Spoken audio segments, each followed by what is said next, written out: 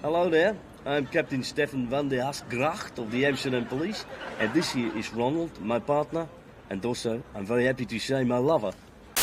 We're just normal men. What do you mean, normal men? We're just innocent men.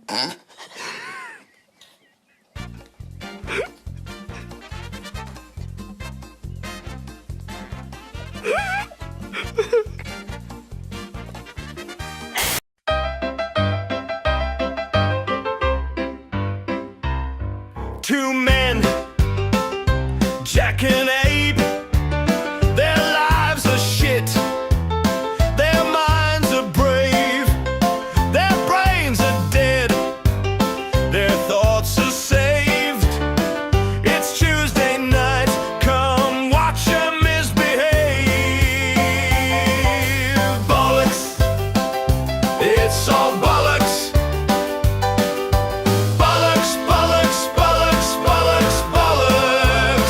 It's all bollocks.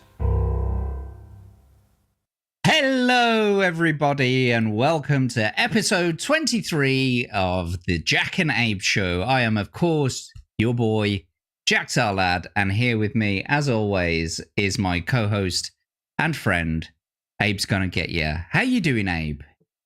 Howdy. Still breathing. Can't complain, the usual.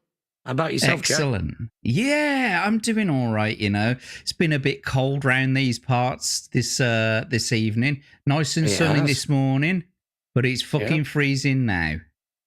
The joys of England. Yes, indeed. Well, we're going to be talking about the fucking joys of England a little bit later on. Aye. What was I going to say? Yeah, we've had a bit of a fucking week. And, you know, there's a few horrible things going on in the UK. And we might talk about one of them a little bit later. You been up to much anyway? Nope. That's that, then. Yeah.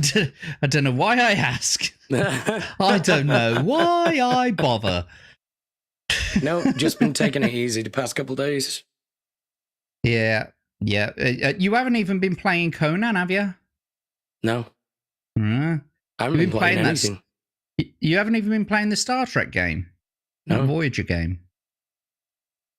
Nope. Well, you've turned into a boring old fart, you have. Pretty much, yeah. Next thing you're going to be telling me you ain't even been drinking? Funnily enough. You're joking. Fuck off. Hey, I've turned a corner now that I'm officially an old man. Oh, you're not that much of an old man. But did you see my Minecraft stream earlier? I actually went and got you some beeswax and I put a candle on your cake. Oh, nice. Thank you. Yeah. It's fucking stupid, isn't it? Where's me fucking cake? Yeah. Well, there we go. There it is. That's us. See you later, folks. No. See you next week. Well, let's say hello to our boys and girls in the chat. Who do you think it is? Who do you reckon? Legatus. You're absolutely right. Here he is. It's our boy, Legatus Legionis. Well done. He's saying hello to you. He's saying hello to me. He's saying hello to himself. Yeah. Okay. That's a good way of doing it. And he's doing it again. Oh, he's one on the Rumble side. No, that's still on the YouTube side. So welcome in, Legatus Legionis, of course. And second in was our Butcher of Blaviken. So, Butcher? How you doing, Butch? Good to see you. No sign of Grant. Where's he? What a bastard. Perhaps he's working. Nah, that's no fucking excuse. I don't give a shit. Where's Grant? Welcome in, Butcher. It's good to see you. And we got our Wolfie Rose here. How you doing, Wolfie? Good to see you. And the Mood Crab may contain traces of seafood. It's our Mood Crab coming in with some rather dodgy tits, unless they're eyes. You ever seen I don't tits know. that shape? Unfortunately, I have, yes.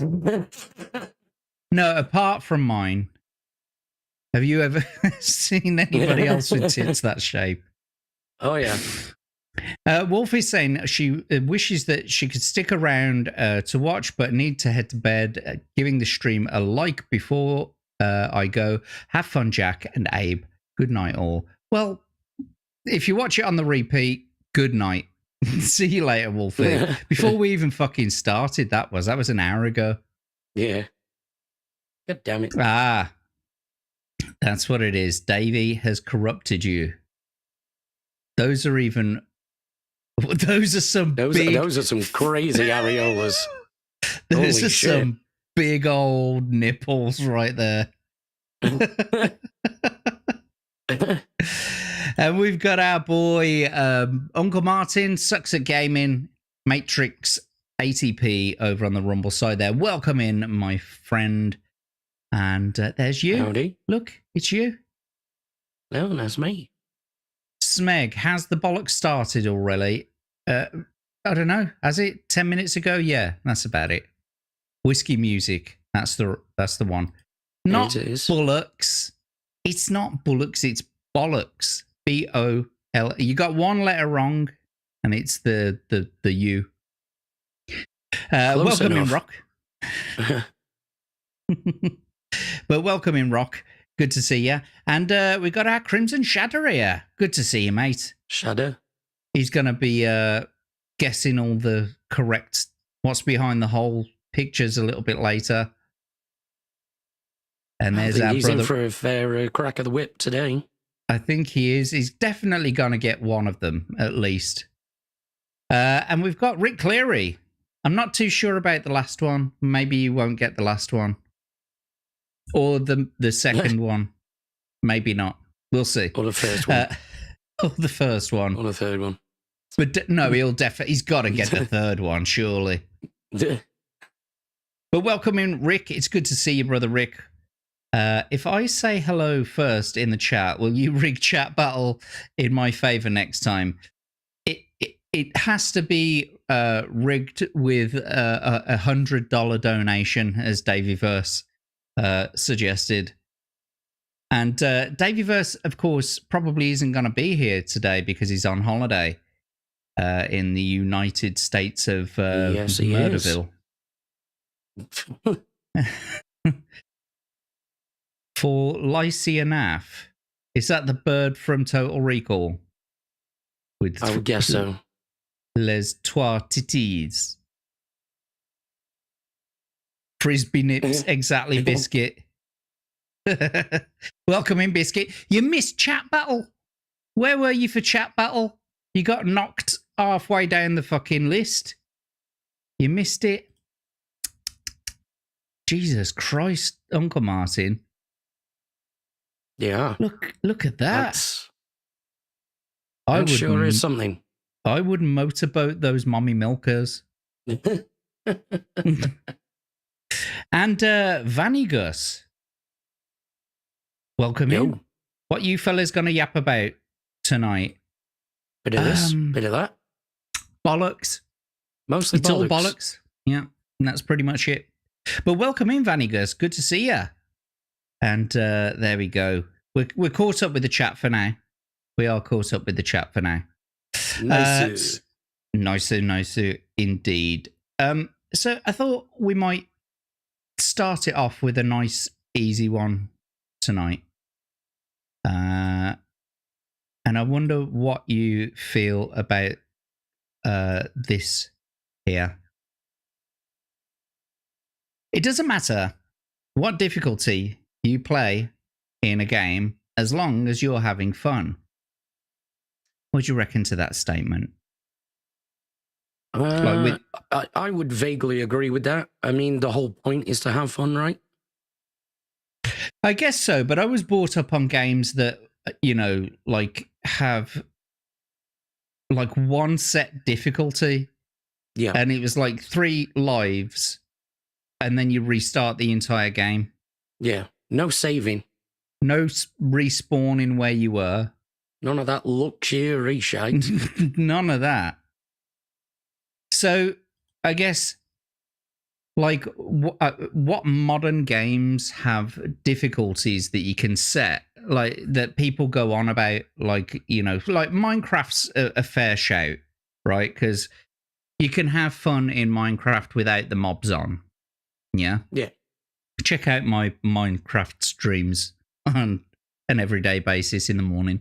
But yeah, what other games are there like that? Sure, missed it. Couldn't be avoided though. What other games are there where you can reduce the difficulty? Over the past few years, hasn't there, about journalist mode? Yeah, they're so easy. There's almost no point in playing them. Wasn't like Dark Souls, like not Dark Souls. What was the other one? That's like a Souls-like game where it's like it's one difficulty setting, and it's like you that's it. You play it as that. And can games that are really fucking difficult be fun? Well, yeah, of course. But Except can the they fun then is derived from beating the game.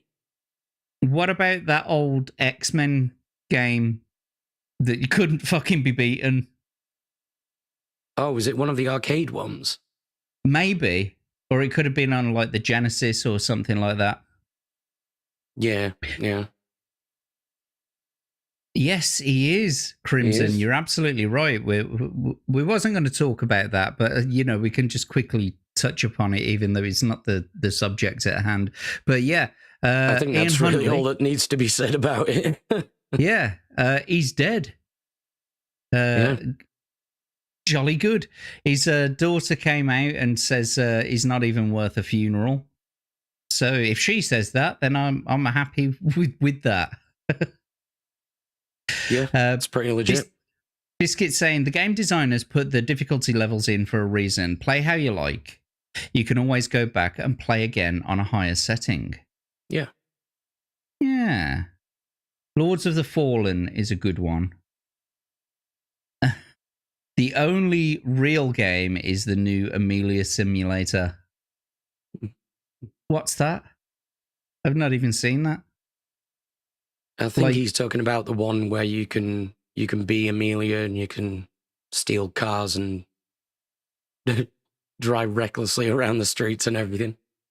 Grand Theft Auto Prevent. Grand Theft Auto Pathways. Is that what it is? I think Crimson actually sent us a link to it a while back. Oh, that one. Yeah. Okay. It's actually the one that they shared it in. Was it my chat this morning? Was it? We did show it on the Hump Day Chinwag. Mm-hmm. Yeah. Well, I thought I'd ask that question. All right, on to the next thing. What is your favourite multiplayer game? You remember, obviously, days like these, sitting all around the N64 or the PlayStation. Split screen on a tiny 4:3 aspect ratio screen. I mean, look at the size of that fucking TV. Yeah. You're all huddled round. Look, the PlayStation is almost as big as the fucking TV. Yeah. But what's your favourite multiplayer game? It doesn't have to be, one from the way backs. But what's your favourite one? And you answer in the chat as well. It's not just these aren't just for our benefit. What's the answer? GTA 5 says Rick. It's a good choice, yeah.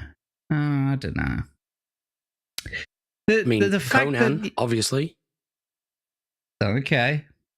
You do like that. So what do you prefer, like massively multiplayer online games or, like the ones that we were just talking about, like GoldenEye where you all have to huddle round or just something as simple as Quake you know, where it was like a LAN party Yeah. and you only had up to like, you know, like fucking 8 spaces or something like that. I would also say Red Alert 2. Now that's a very good shout. Yeah. That was a banger. Yeah, I do like that. I don't know though, death matches in Quake are Quake 3 Arena, Unreal Tournament. Yeah, there you go. Rick's got Unreal Tournament there. But what's your favourite? What's your favourite one? I don't know, because they're all a bit different, aren't they? They're not even all the same genre. Yeah, they don't have the guess same so. goals. They all play differently. I mean, for me, GoldenEye, it always comes back to GoldenEye. I spent an awful lot of time playing with my friends, huddled around that tiny fucking CRT TV, the portable in my room. I think for a lot of people, GoldenEye was the first foray into multiplayer. Mm-hmm. It was just the sheer range of things that you could actually do in the multiplayer aspect. Like you could just you could have it so that you all had it set on like one gun, and you could have it, or you could have it like slappers only. So you had to walk around like doing the judo chop. Do you know what I mean? We do like a good slapper. Don't we all? Don't we all? Crimson saying GoldenEye, definitely. What else we got? I remember Mario Kart 64. Yep. In fact, Mario Kart completely. I mean, even on the Switch now. Yeah, and people still on the play Wii. it. Yeah. Yeah. Just slightly updated graphics. Mario Kart is by far one of the most fun and infuriating games. Yep. I would say the same for Party Animals as well. Yeah, that's another good one. Yeah. Grizzled Entertainment, welcome on in, my friend. Those were the days indeed. Judo chop. What's going on here, says Steve. Welcome in, Steve. Steve. We're all getting Abes and jacked up. Or off. A little bit of both. Yeah. All right, then. Well, what about this? It's 1997, and you can pick only one of these games. It's 1997. We've got Doom 64, GoldenEye, Tomb Raider 2, Grand Theft Auto, Fallout, Tekken 3, Castlevania, Blade Runner, Jedi Knight, Mega Man Legends, Monkey Island, Mortal Kombat, Final Fantasy VII, Gran Turismo, Star Fox 64 or Lilac Wars if you were in Europe, or Crash Bandicoot 2. You only get to pick one. Just one. Damn it. Because I've played the absolute shit out of almost all of these. Yeah, absolutely. I mean, I always go back to GoldenEye all the time. It was because I played it so much. However, they've thrown Star Fox in there. I hated Doom 64. I hated it. It just didn't feel the same as Doom on the PC. But Star Fox, I mean, like, I used to play Star Fox on the SNES, Starwing, as it was in the Europes. I think for me, it's going to have to be Grand Theft Auto. The top-down 2D GTA. Yeah. Wow. I wonder how many people would say Final Fantasy VII. Yeah. You see, I'm great one. I'm torn between GoldenEye and Star Fox 64. Never really liked Crash Bandicoot. I did play a lot of Gran Turismo and Tomb Raider 2. And Monkey Island. I didn't play Tomb Raider 2. It was better than the first one. Was it? Yeah. Were her boobs a little bit more round? No, not really. No. I remember Tomby and Abe fucking with each other. What game is this? That's real life.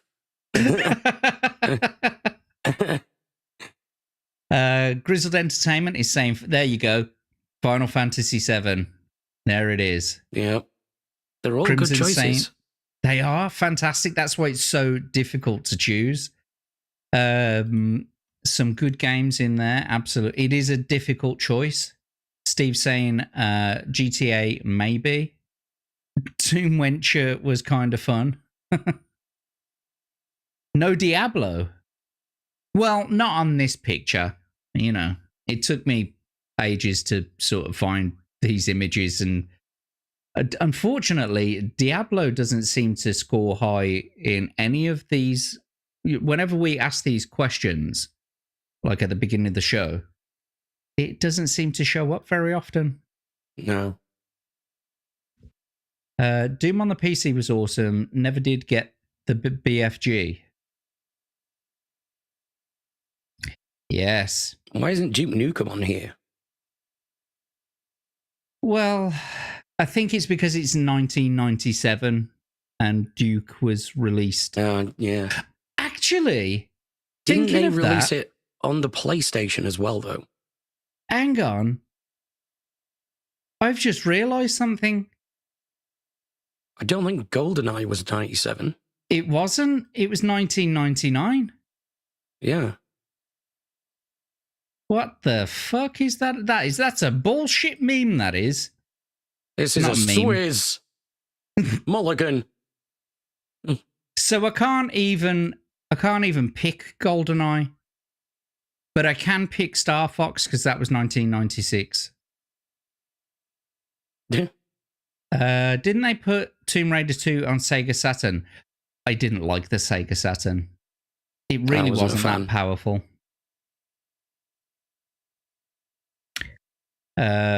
Rick saying, gotta say GoldenEye given the choices. You can't. It's not on there. It shouldn't be on there. The Party Animals racing track. Got ya. They are very competitive though, aren't they, Im and Tomby, when it gets to that racing. It's because we know every single time we race, it's going to be so close. Castlevania Symphony of the Night was a great one too. Yeah, and if you haven't seen that played recently, go and watch Yarn Witch. Go and check out her channel because she's been playing that recently, hasn't she? Diablo was great. The expansion for it was fun too. Diablo had a massive replay factor. And the Eclectic Goat is currently playing those. Yeah. Steve says, I had Duke 3D on Sega Saturn. That's a poor man's Duke 3D, that is. It's a poor substitute.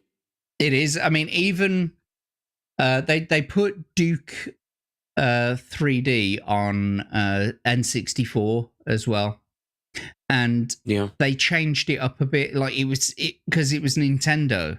It took out all of the the sexiness and the lewdness of it, and just wasn't the same. Wasn't the same. No. All of the drugs you could take in the game as well. Exactly. Ah, the glory days. No, Biscuit. They really. In fact, I'm kind of thinking that it came out nearer to 2000 than I know I've said 1999, but I'm sort of thinking to myself that it released a little bit further on, because the movie was released in 1996 or 1997, and it was a bit of a stretch for Rareware to actually make it and then release it 2 years later when it was no longer relevant to the movie. But I don't know about you.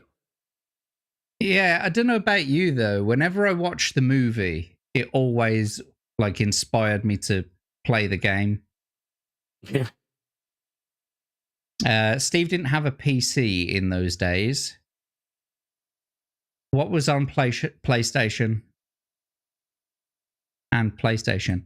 The N64 had more power, but they crippled themselves with their carts that only had 60 megabytes storage versus a CD of being 650 megabytes. One of my problems with that, though, is that being on a cartridge, they had to really economize with the coding, the assets, that sort of thing. But with the CDs, they really didn't do much more apart from add like movies, like cutscenes, and the soundtrack was a little bit, it had a little bit more fidelity, that sort of thing. And so I kind of they still made 2D games, but on a CD. Do you get what I mean? It's like that. Yeah. That's just, you have so doesn't many make a lot of opportunities. sense, does it? Nah. What you talking about is right. It's 1997. Is it? What am I thinking of then? GoldenEye was released in the United States on November 17th, 1995, and in the United Kingdom, 24th of November, 1995. Yeah, but is that the movie or the game? The movie. The popular Nintendo 64 game GoldenEye was originally released in August 1997 with a remake released. I played that remake. It's got Daniel Craig in it and Judi Dench. Yeah. Oh, you're in it? I'm in it, yeah, you gal. Oh, shit. Wow, what am I thinking of then? What released in 1999 on the N64? Anyway. Not sure. We got a B-roll here. Hey, yo. What's up, my friend? And not only that, Tomby has raided one of us. Yeah, Welcome. it's me. Is it you? It's me. Well, there you go. Welcome into the Raiders of Tomby stream. Thank you so much. What was that, Biscuit? I'm invincible. Indeed. And we've got Hanayama-san here. Let's G-fish. And Yanni's here too. Welcome in, guys. Star Wars Marvel purist is here. We're just talking about how wrong I am about GoldenEye 007 on the N64 when it was released. I could have sworn that it was released in 1999, like a couple of years after the movie. And I'm not wrong because in a sense it was released 2 years after the movie. I just guess I got my dates wrong. If he had two dicks, he'd raid both at once. Indeed. Indeed. But it is good to see you all here. We've got Raquel as well. Hello to all my friends out there. I get to catch a Jack and Abe show live finally. There you go. GoldenEye is the GOAT, the game and the movie. Oh, not half. I got to be honest with you. GoldenEye is my favorite Bond movie. What about you, Abe? What's your favorite Bond movie? I would say probably GoldenEye as well. Yeah, for me, it's followed closely by The Man with the Golden Gun because I love Christopher Lee. What about the Lazenby movie? The best part about that movie is when his wife gets killed.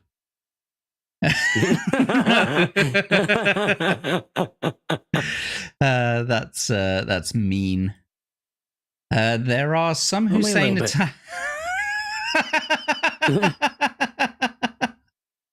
there are some who say Natalia is still in your way to this very day.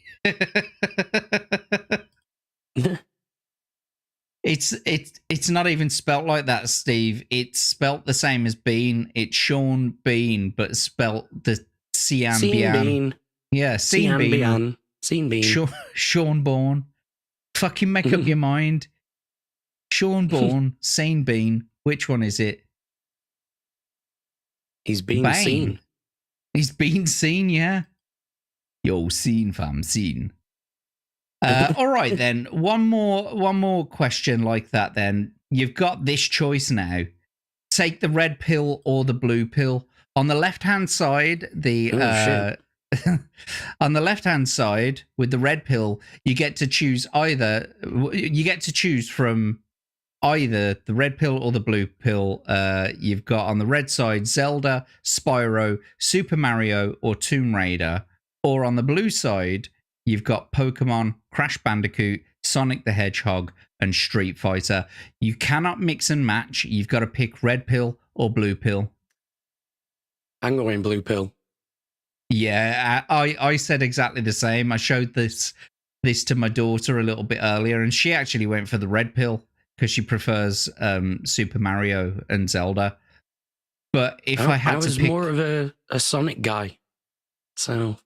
Me too. Sonic, Street. I don't like Crash Bandicoot, but I'm willing to take it because I get Sonic, Street Fighter, and Pokemon. Yeah. Oh, don't get me started. That bin kept walking into bastarding gunfire and ruined many of mission. It's true. Star Wars Marvel Purist is saying blue pill. Okay. Raquel's saying Pierce Brosnan in James Bond movies are good. That's what I'm familiar with. Crimson Shadow is saying the red pill. And so is Yanni. Flick that bean hard. Don't flick him too hard, he'll die. Yeah. Steve is saying, well, naturally, Sonic for me. Of course. Very well. Raquel, most of the people are saying red pill at the moment. Biscuit as well. Even my daughter. Let's fucking go Jack Tarlass. No, for me it's the blue pill, and for Abe. Yeah. Rick chooses neither. Always the fucking contrarian. He's just going to sit there in silence being miserable.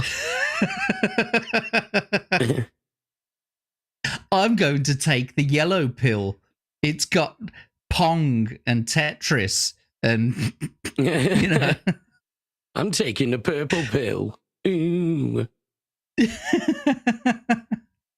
Dude, it's breaking pots, playing a dragon, shrooms, and tits. Red pill is best. I mean, they're all good. Blue pill because of Street Fighter. It's another Sophie's Choice type thing, isn't it? That's the whole point of the question. Yeah. Flame Mage, welcome in to Flame Mage. In fact, welcome into everybody who's just joined us. Flame Mage has said red pill also. Yarn, which is so fucking tired of Pokemon. Well, maybe the modern Pokemon, yeah. But yeah, the original on the Game Boy, Generation 1. Oh, that's my jam, that is. Too right. There's not a game on either list that you like. Well, there we go. Yes. Anyway, as Atom Gray said, do all the things and the stuff, like and repost. And Uncle Martin saying, fuck, that's a good... Sorry, Yarnwich is saying, Uncle Martin, fuck, that's a good point. Pun totally intended. Did I miss one? What did he say? Oh, yes. He said the Street Fighter's more female characters, so there's more tits there. That is a good point. That is a point well made. Recent Digimon games have been better than the recent Pokemon ones. I never got Digimon. It's like you've got a Pokemon and then it evolves into a toaster or something. Digimon, digital dog shit, digital load of bullshit. Yeah, Gen 1 Pokemon was lightning in a bottle. There's no way to capture that feeling or the hype ever again. Flame Mage makes a good point. Eddie Honda tits. Oh, they I've were pretty big. Yeah. I'm going back and starting LTTP again right now. They can evolve into sexy women too. All right, Never now I'm played back it. in. Nah, still don't care about Digimon. Just to drop this little meme in here, because things have changed in the gaming industry recently.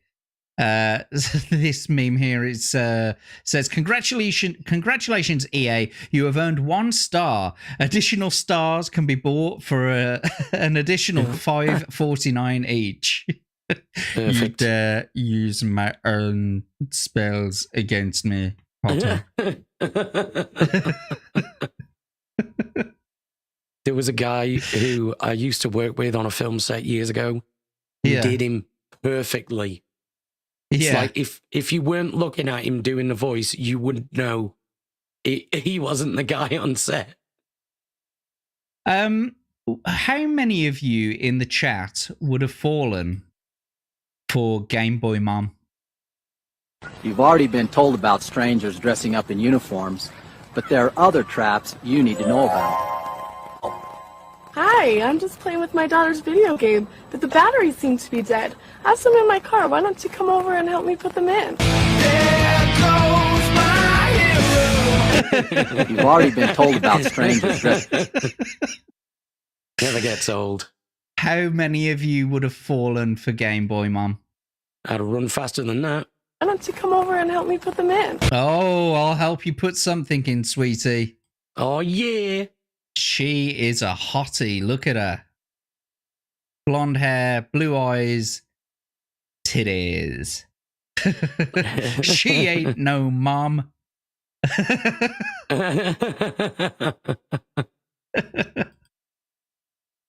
Biscuit saying, sexy by what measure? Because all Digimon fans only seem to be into Renamon. I don't even know what the fuck that means. I don't know what that means. I don't know either. I think Crimson downloaded the wrong Digimon. He downloaded Digimom. That's what it was. I love the inclusion of my hero at the end as well. Absolutely. It's perfect. It's you know, it's not what do they call it? Anachronous. Yeah. It's of the time. It's perfect. I'm in. That's why I always carry extra batteries. Then you wouldn't be going into her car with her, would you?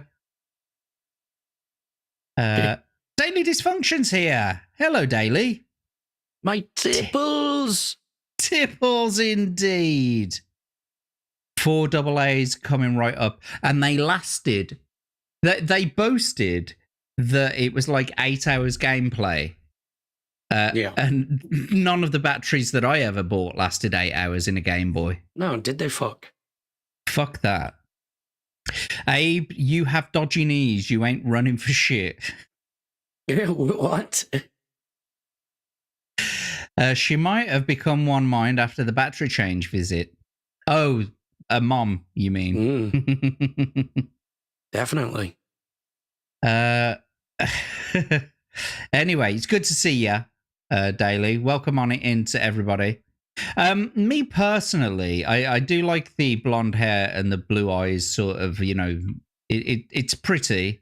But me personally, I am into the 90s goth girl supremacy. Oh, fuck yeah. Who is your favorite 90s goth girl? Like in terms of a like lustful manner. It can't be it can't be it can't be Wednesday Adams. Can't be Wednesday. Jesus. I mean, I don't know. These are all good choices.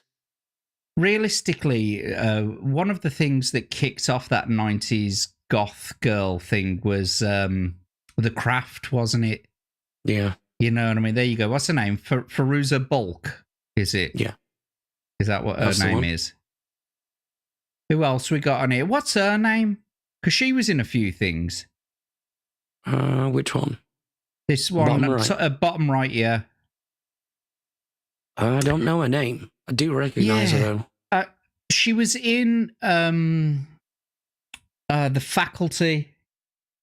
Do you remember the movie The Faculty? Josh Hartnett, was it? Mind you, the blonde chick in that, she was hot. Is this the bird from Scott Pilgrim? Or is that a different bird? I'm not sure. I don't really recognize her. And where the hell is... All right, I know it's not really 90s because it was more 80s, but where is Delia Deetz from Beetlejuice? Where's her? She should be on there somewhere. Surely. I did quite like Angelica Houston as Morticia. Yeah, she played it well. Definitely. That's like supreme guff. I'd put a sausage roll in that oven or a toad in that hole. Cheeky bastard, Marty. Yarnwich says, Goth Girls, Morticia is my hero. Yeah, there you go. You got it. What's her fucking name in real life?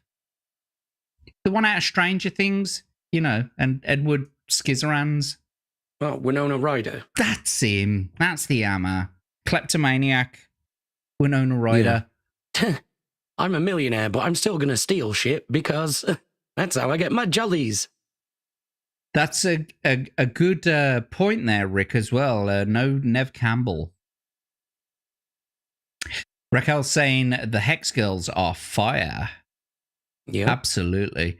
Not pictured, but the cashier from Hot Topic with the huge mommy milkers. Absolutely. All right, then. So we're going to move on from that a little bit now. So I've got a question. Too many Sophie's Choice questions, man.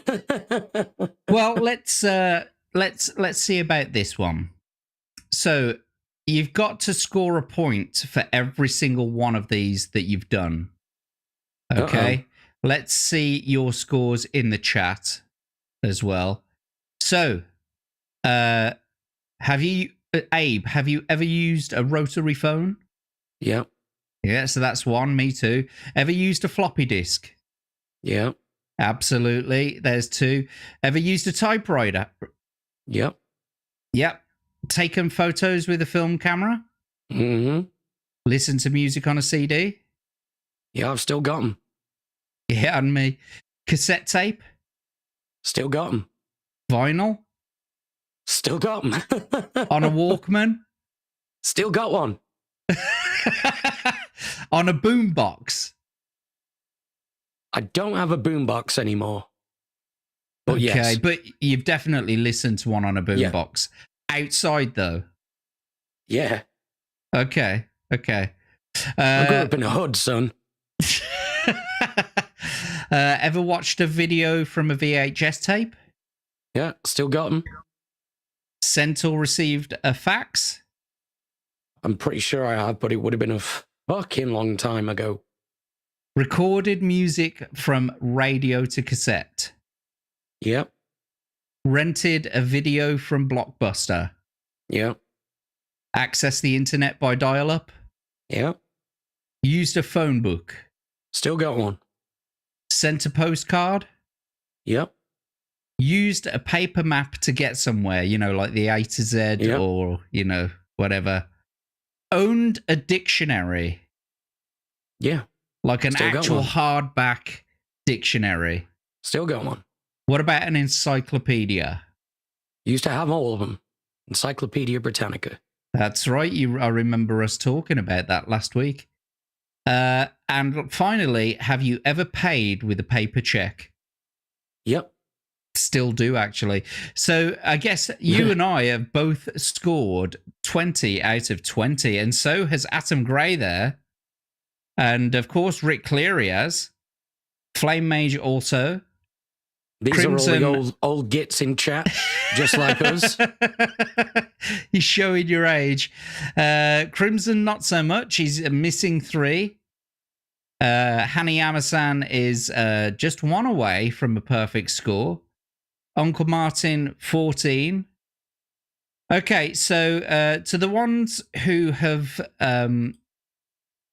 scored less than 20, what things on that list haven't you done?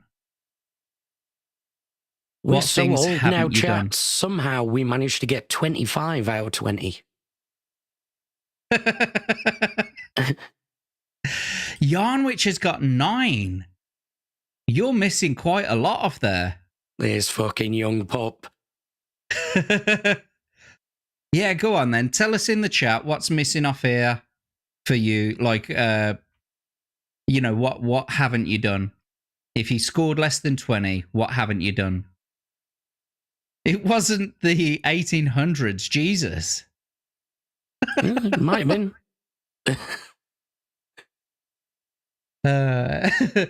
Have you dialed a number greater than 2 or 3 digits? I've still got my wax cylinders, mate. There you go. Star Wars Marvel Purist scored 20. Also watched movies from Betamax, says Legatus. Yeah. What about Laserdisc? Oh, aye. Laserdisc was the way forward when I was a teenager. Oh, back in my day. That's all they know. Where's he gone? That just bounced around there. Only the check. Everything else is done. So you've never paid by a paper check. Okay. It's not too late. And we've got I Am Babs here. Hello, Babs. Good to see you. Babs. Are you still living off the high from last night's chat battle? That battle of hers, that first battle of hers, that were fantastic. What a finish. What a finisher. And if you haven't seen it, go and watch the VOD from last night. It were pretty good. I also listened to music on an LP and 8-track. Wow, now that is going back some bit. Rick Cleary is saying, I'm surprised that interfere with a woman sexually wasn't on the list. I bet a few would lose on that point. Jesus. We're missing yours. We said yours, mate. Hang on, let's go back. Never used a typewriter, rented from Blockbuster, or used a fax machine. You never Well, they were probably all redundant by the time he was old enough to do any of those things. He's not that young, surely. Blockbuster hasn't been dead for that long. Oh, it's been gone for quite a while. No. Shut up. Shut up, Abe. It's making me feel old. What, as if this list wasn't doing it already? This list makes me feel proud. Nostalgic.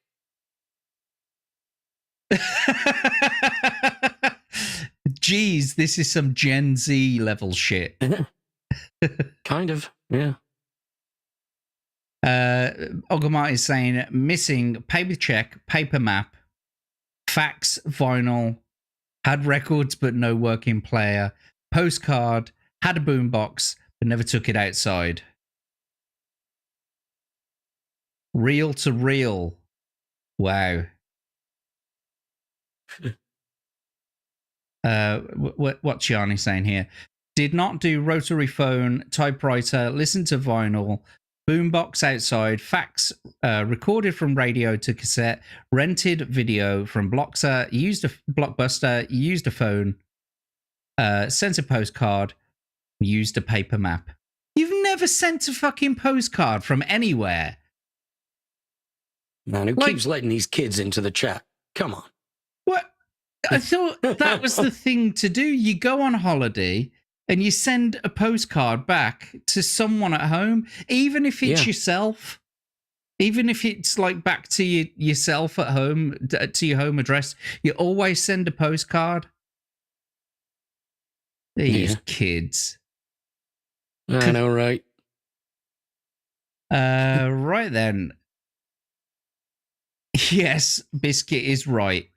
The joy of coming home on a Saturday night or coming home on a Friday night after school and your parents turning around and saying, right, come on, we're going to take a trip down to Blockbuster, get a couple of movies for the weekend. And you're like, oh, can we get a game as well for like the N64 or the PS1 or something like that?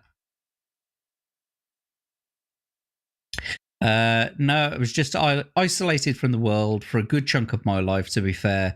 I'm still an old hag. You're not old. Nope.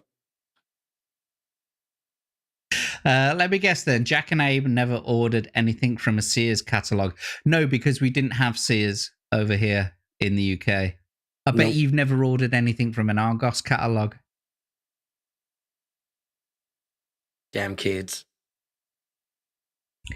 Hey, Jack, should you enter the depths with armor first or now? I'm a beginner, but I need stuff. I don't even know what I'm doing. My nephew is old now and donated his books. I don't know what the fuck you're talking about, Daly. She's playing Minecraft. Oh, are you talking about going into the Nether? Well, I guess I wouldn't go into the Nether without wearing anything gold. Put something gold on, like a helmet or boots. It doesn't matter what armor item it is. Put a piece of gold armor on, because then the piglins won't attack you. Don't look at the Enderman. If you want to stop the Enderman from attacking you, you put a carved pumpkin on your head and then you'll be all right. Or alternatively, just put it into, peaceful mode and then no mobs will attack you. Anyway, right. What's a holiday? I think Mr. Bean sent that to himself, at least the Christmas cards. Yes, exactly. Raquel's saying 17 out of 20. Interesting. Okay.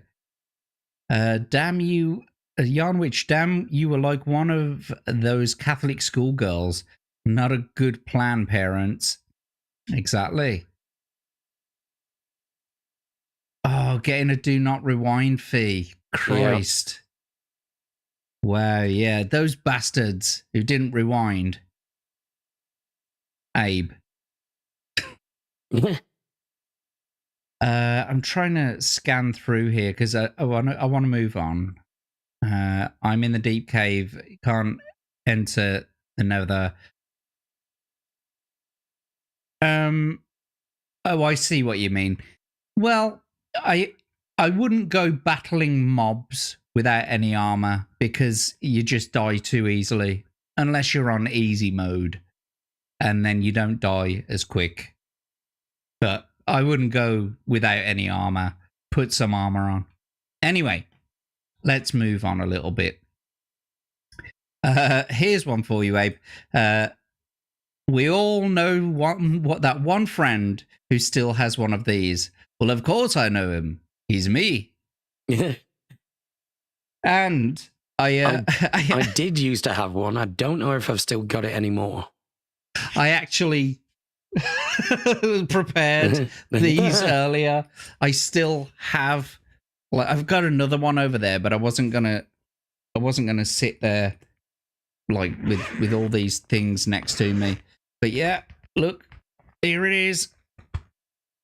Look, this is just his porn collection as well. This is all porn. This is just all porn.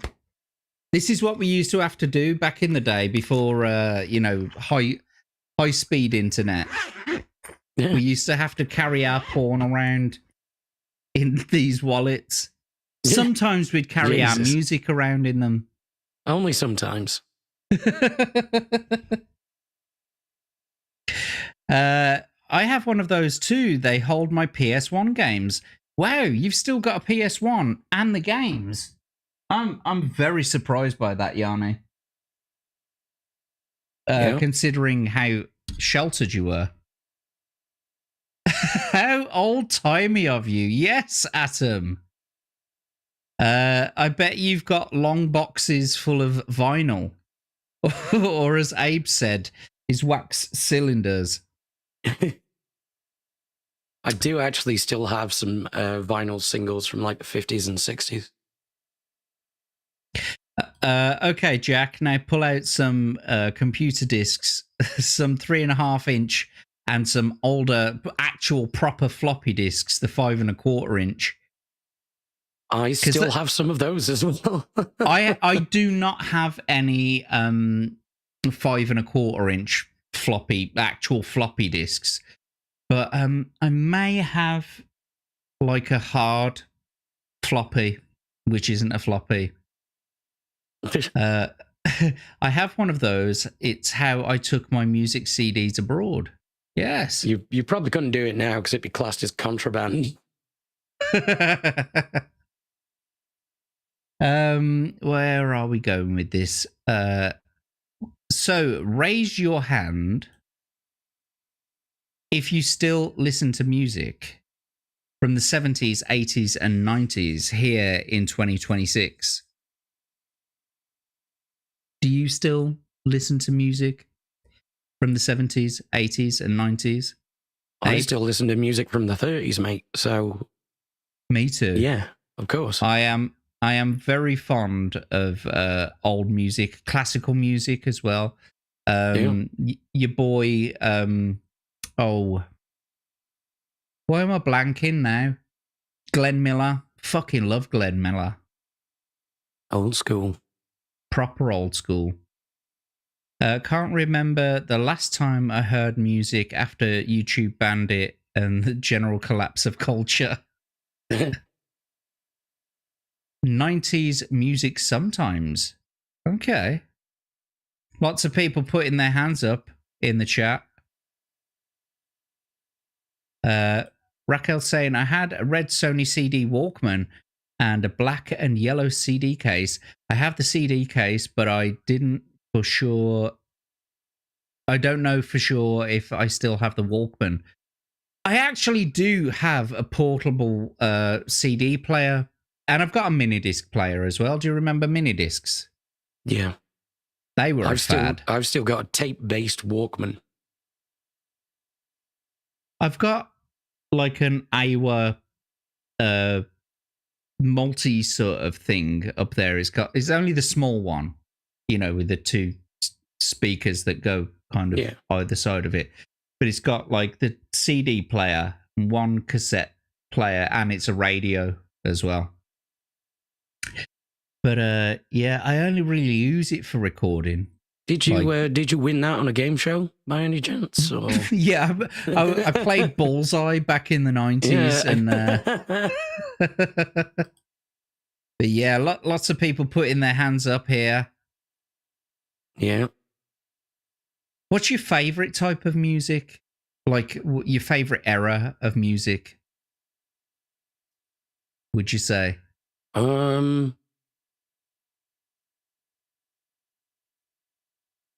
I don't know, really. I love 80s personally. I mean, don't get me wrong. I fucking love 70s disco. I could listen to 70s disco all day, but 80s, I've got a fond place in my heart for it. I think it just depends on what sort of mood you're in. But then again, like genre can reflect that as well. So not just a period. Bab says, I sang a Peggy Lee song at karaoke just the other night. Peggy Lee. Yeah. Is that the same as Ping Lee? Is that like his sister? Yeah, that was pre-transition. The creature that I thought was my mother was a World War II wave. So I grew up listening to Glenn Miller, and oh, I see what you mean. She was a boomer. Yeah, okay. Glenn Miller, Benny Goodman, Steve Rogers. Glenn Miller was great. Glenn Miller's fantastic. Absolutely love him. There you go. Listening to music from 2006 today is like listening to 70s music in the 90s. Shut your filthy mouth. You Not can wrong, though. fuck off. Grizzled saying 80s rock. Rick saying 80s metal. 80s and early 90s, says Uncle Martin. We can't be friends anymore, Jack Tar lad. Disco sucks. You shut your dirty mouth as well. Disco rules. Okay. Oh, yes, sir. I can boogie. I can boogie all night long. Yes, sir. I can boogie. Boogie woogie. All night long. Good night, Uncle Martin. Good to see ya. Thanks for dropping See you in, later, mate. bud. Better them than me. Last time I tried to sing, all the dogs in the neighborhood began to howl. Crimson saying, I've listened to Glenn Miller, Dean Martin, Patsy Cline before. That's another thing. I love swing music as well. You know, like Frank Sinatra, Dean Martin, you know, that whole Rat Pack thing. Love that. That's good, but swinging music is even better. You mean like keys in a bowl swinging? Yeah. Yeah. Anybody ever done that? Put their keys in a bowl. That's a different list. She was born in 1919, so the greatest generation. I see. Hanayama, of course, saying 80s Japanese metal. Of course. Of course you would. No, I don't dress like I'm from the 70s. I just like listening to 70s music. There's a difference. Lies. Star Wars Marvel Purist is saying 80s metal, 90s hip hop. Okay. Yeah, listening to Dean Martin just today. Yeah. Yeah. No. Says Rick Cleary. Anthem rules. Huh? Anthem rules. Has he been drinking again? I hope not. No, I think he means the band. Oh. Him. Yeah.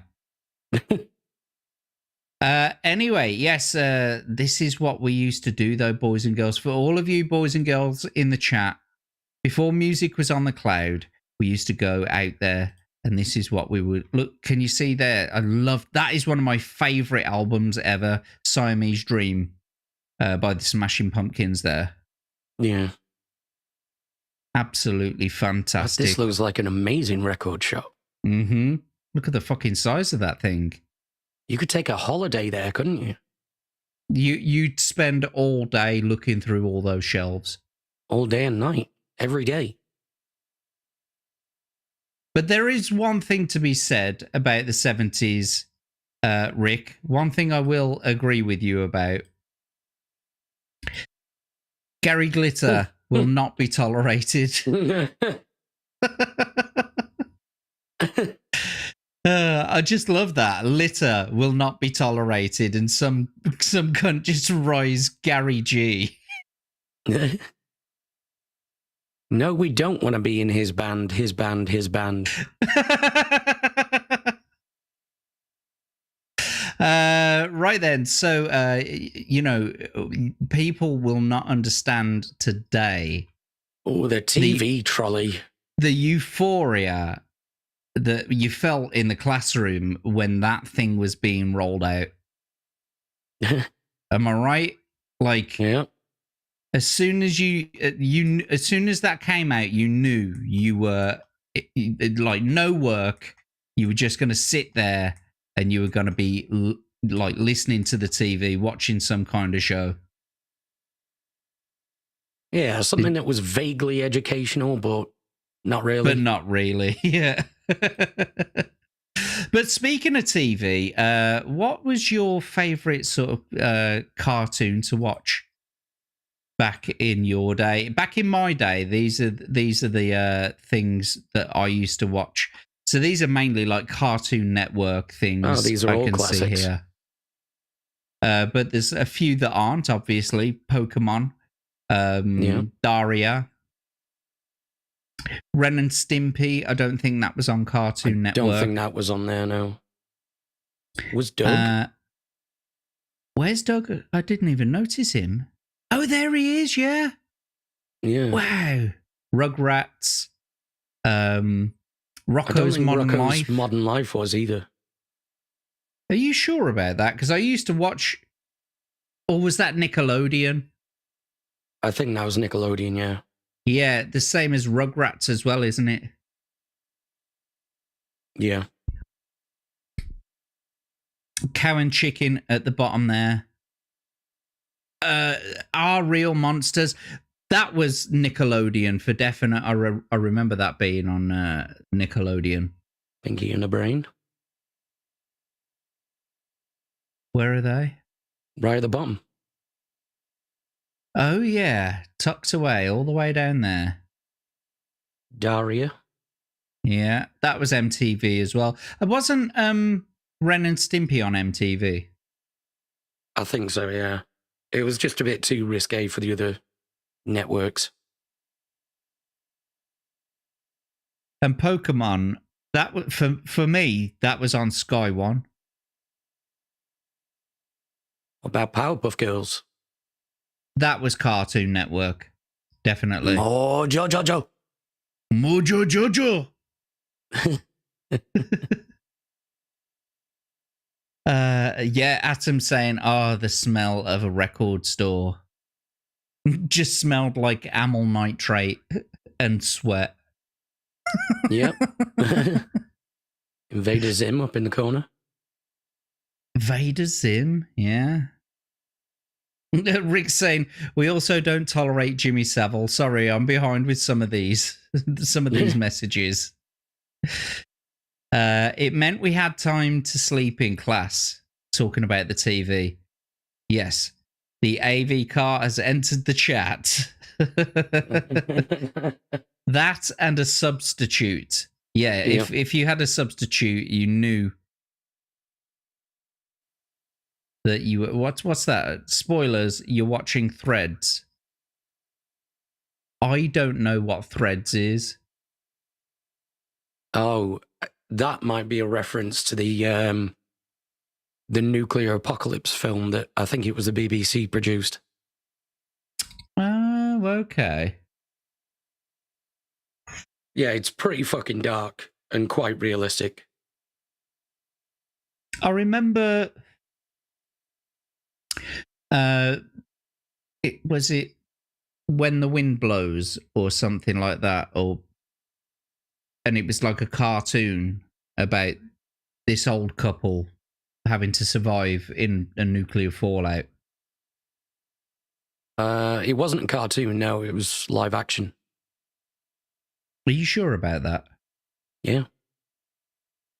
Okie dokie. People who were under ball and chain like you could listen to explicit lyrics there since they couldn't bring those CDs home, Yarnwich, says Star Wars Marvel purist. Bugs Bunny, the Forbidden Racist cartoons, they were kind of, weren't they? A little bit. Well, yeah, the ones that were banned. Thundercats, Transformers, Voltron, Robotech, all really good ones. E-Man. Starblazers, Force 5, Macross. Raquel saying Tiny Toon Adventures. Ren and Stimpy was hilarious. You're absolutely right. Invader Zim, you already mentioned. All these shows came out after I lost my virginity, so no. Yeah, I think you, Rick and Legatus and Babs, obviously, probably the oldest people in this chat, We should have known the Nickelodeon execs were freaking weirdos just from the stuff they were putting out in the 90s. Indeed. And the fact that the creator is mad on feet. Yeah. I remember Rugrats, Ren and Stimpy, Courage the Cowardly Dog. What's up, Davey Burtis? Oh, he is here. Hello, Davey. Welcome in, mate. Where are you? You don't know threads?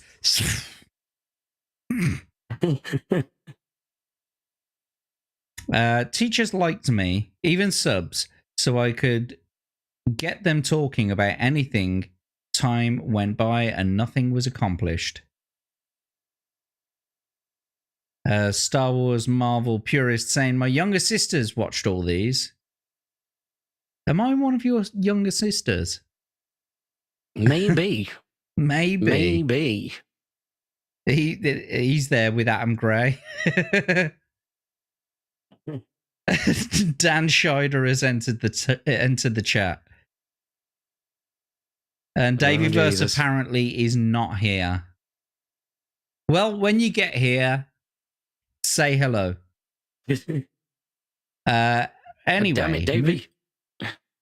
Moving on, just quickly. You can only choose from one of these. Now, oh fucking hell. You can only choose from one of these rows. Okay. So row 1 is X-Men, Goosebumps, and Spider-Man. Row 2 is Power Rangers, Tiny Toon Adventures, and Beetlejuice.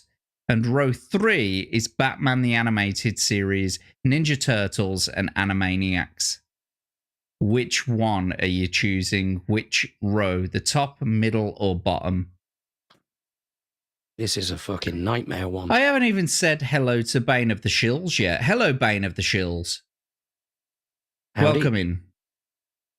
I know I highlighted B-roll there, but he was saying hello to Bane of the Shills. But welcome, anyway. Star Wars Marvel Purist immediately says row 1, no question. Grizzled is... Go on, you tell us. I am going to take the picture and put it on its side and then choose the first row.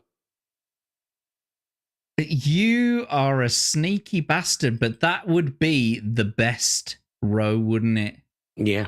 If you could turn that image on its side and then select that first row. But because of that reason, that you only get to choose from the current thing there, I'm afraid I'd have to pick row 3 also. I did like X-Men, obviously, and Spider-Man. I did like the Power Rangers. I never really liked Beetlejuice, the animated series, but I did like Batman. It was okay. Batman, of course, the animated series is such a great show. There's no contest. Batman, X-Men, Spider-Man, best cartoons of the era. Mm-hmm. And Turtles as well. Teenage Mutant Ninja Turtles. But it was Hero Turtles over here, wasn't it? Yeah. But I can't not pick the Power Rangers. That's my whole shtick. So you've got to go for row 2 then. Out of those 3, you've got to go for it. I'm putting the picture on its side. No, you don't get to do that. That's not it. That the Sophie's choice out of this is, you see, that's why they did it that way. Bastards. You get to pick one row. So which row is it? A lot of people are saying row 3. Goosebumps isn't needed. Yarnwich is saying still good.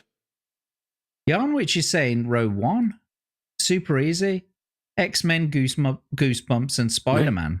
Super easy. Barely an inconvenience. Can we go diagonal, says Steve. No. You gotta pick a row.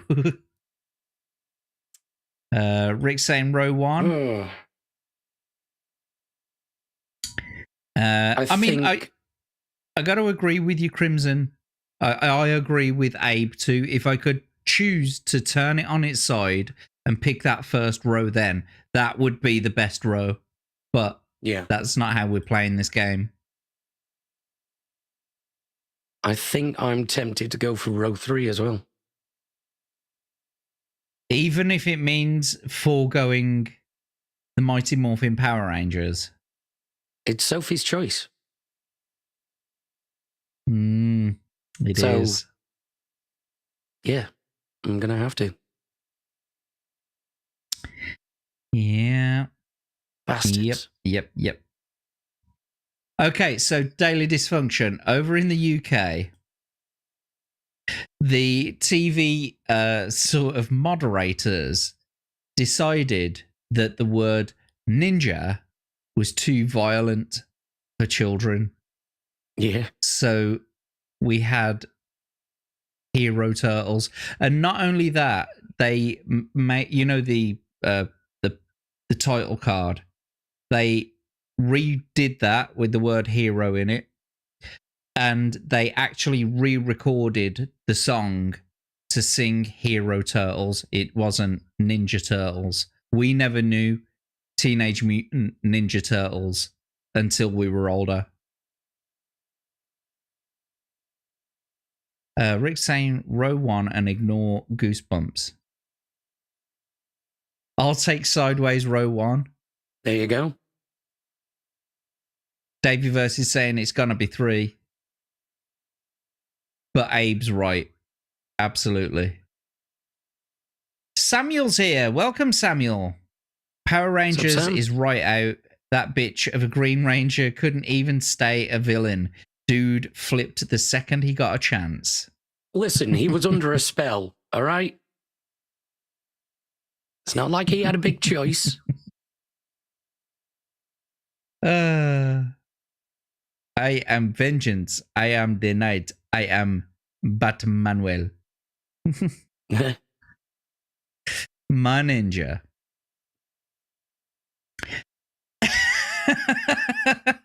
Didn't they replace all of their ninja swords with feather dusters or something too? What did Raquel's Cleaner Turtles? Have you seen the new version, Teenage Mutant Negro Turtles? Eventually, I discovered Dragon Ball Z and became a fan of anime. Yeah, me too. Yeah. Batman carries it. Animaniacs was decent. Turtles were good. I did like the Animaniacs. Can't lie. Yeah, Hero good. Turtles. Yeah, ninja.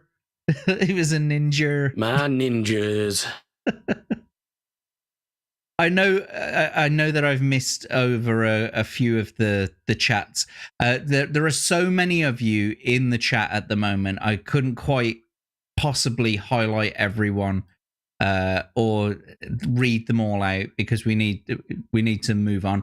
But this actually came across my feed. Do you remember, Abe? Because this is one of my favorite TV shows. Remember? There's that disco again. Yeah. Anyway, do you remember this? Duckula.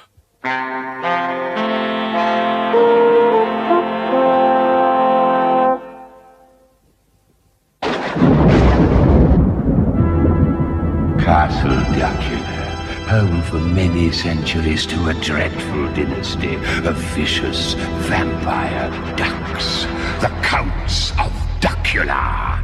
Legend has it that these foul beings can be destroyed by a stake through the heart or exposure to sunlight.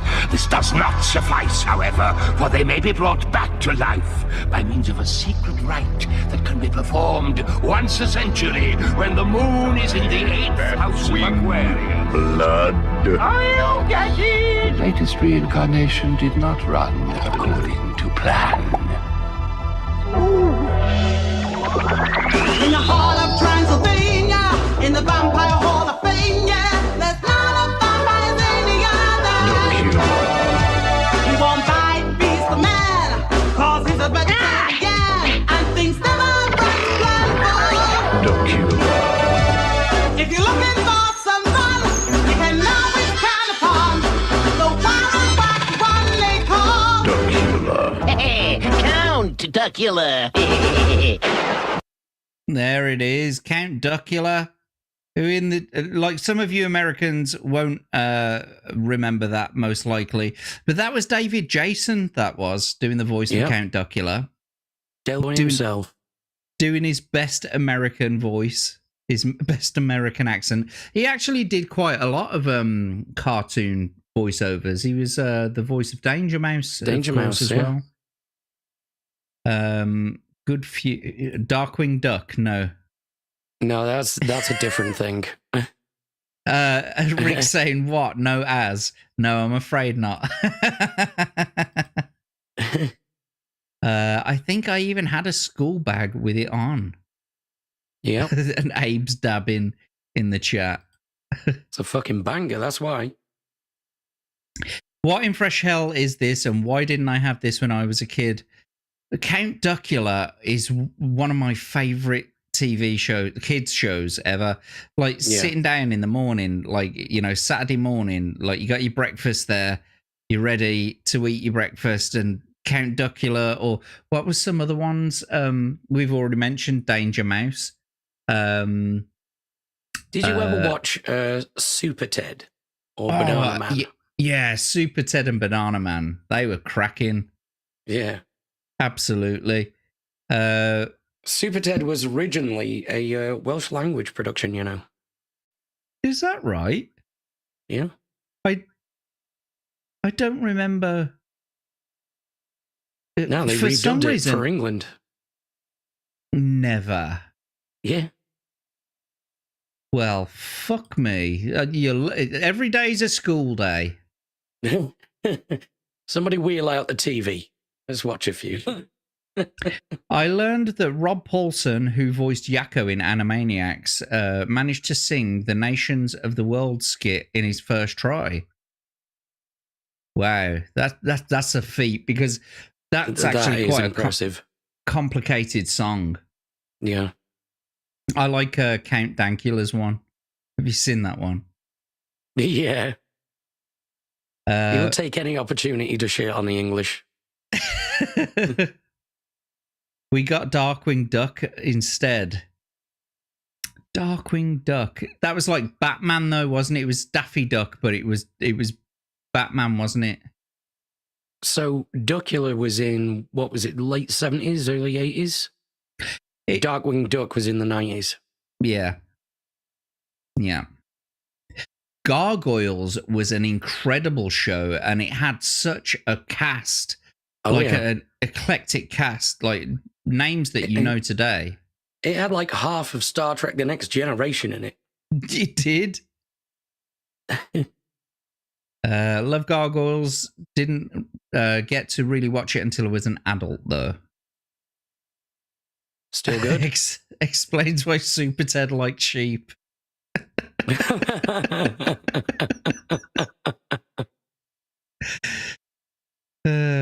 Fuck me, fuck you. Fuck you. Yanni would have loved gummy bears. Gummy Somehow bears. I doubt that. Bouncing here and there and everywhere. Keith David was one of the best in that cast. Yeah. There's so many people. Absolutely so many people in that show, Gargoyles.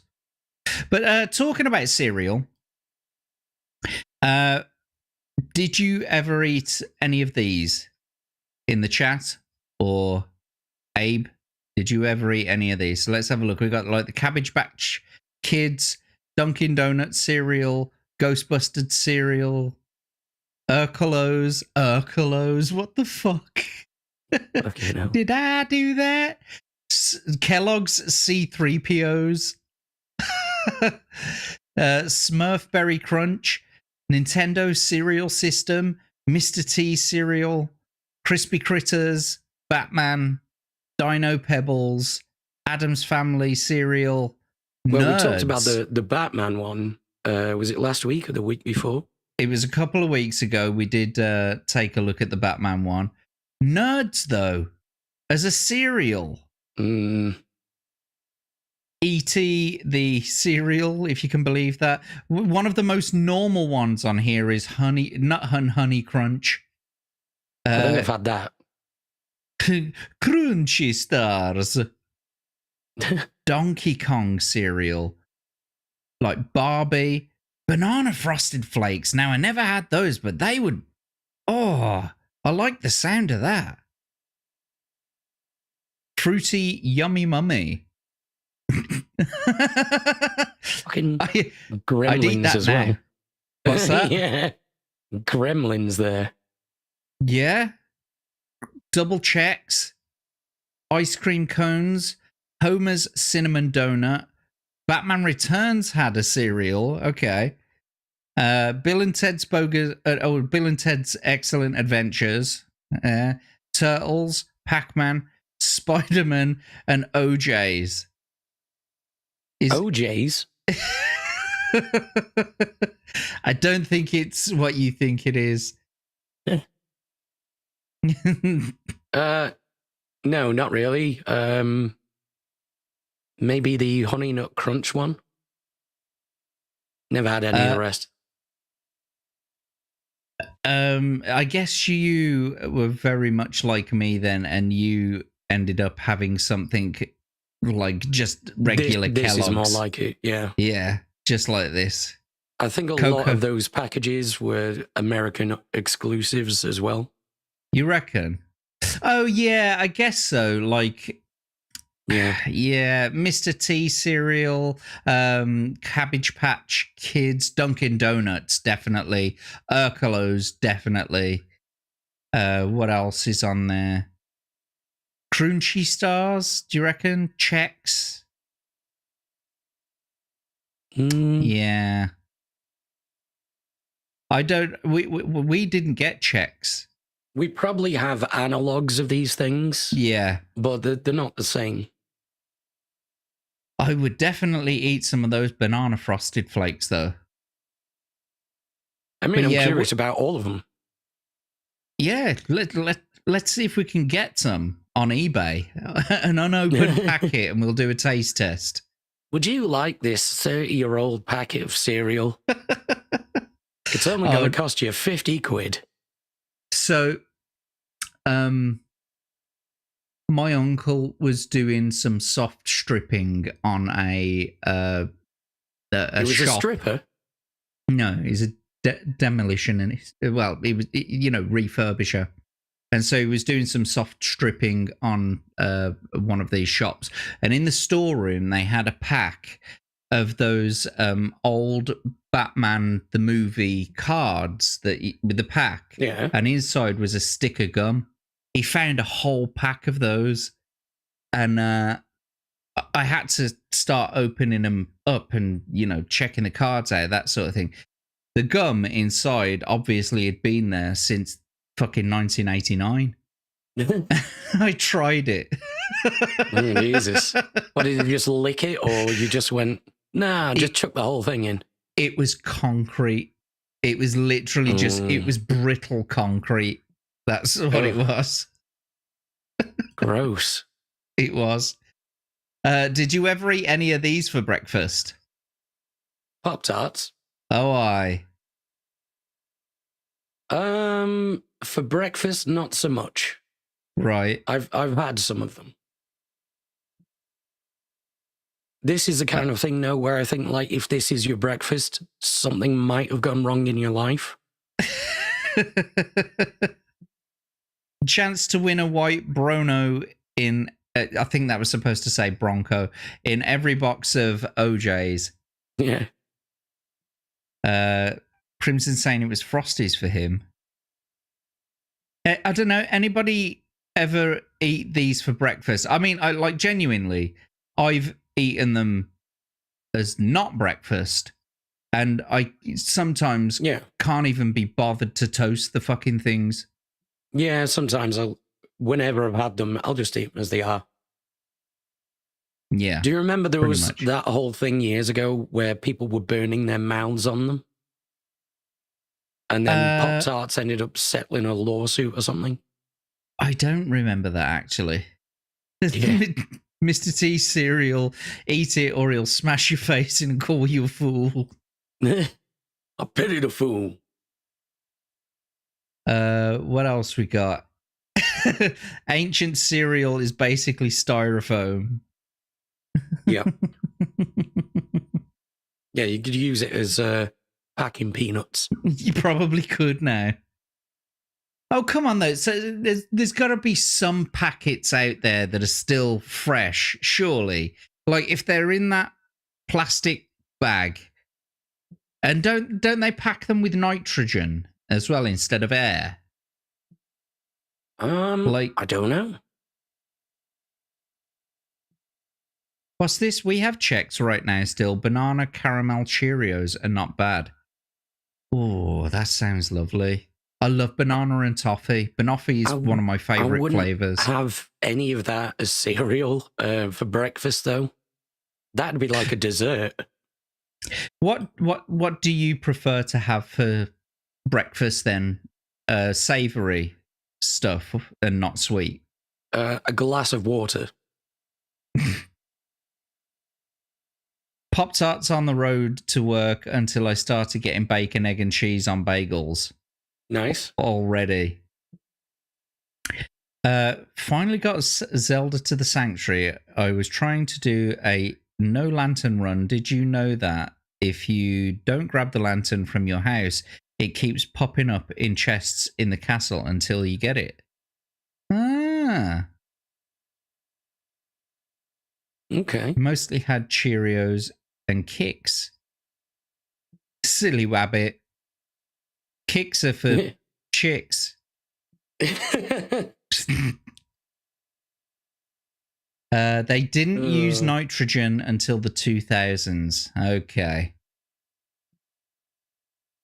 Wow. Fucking rookies. Yeah. Absolute rookies. So them old boxes are, just straight up peanut packaging. Right then, I guess right now, we're going to take a short little break. It'll give you a chance to have a pee. It'll give you an opportunity to make yourself a drink. We'll be back shortly with more nostalgia on the Jack and Abe Show. We'll see you shortly. It's all bollocks.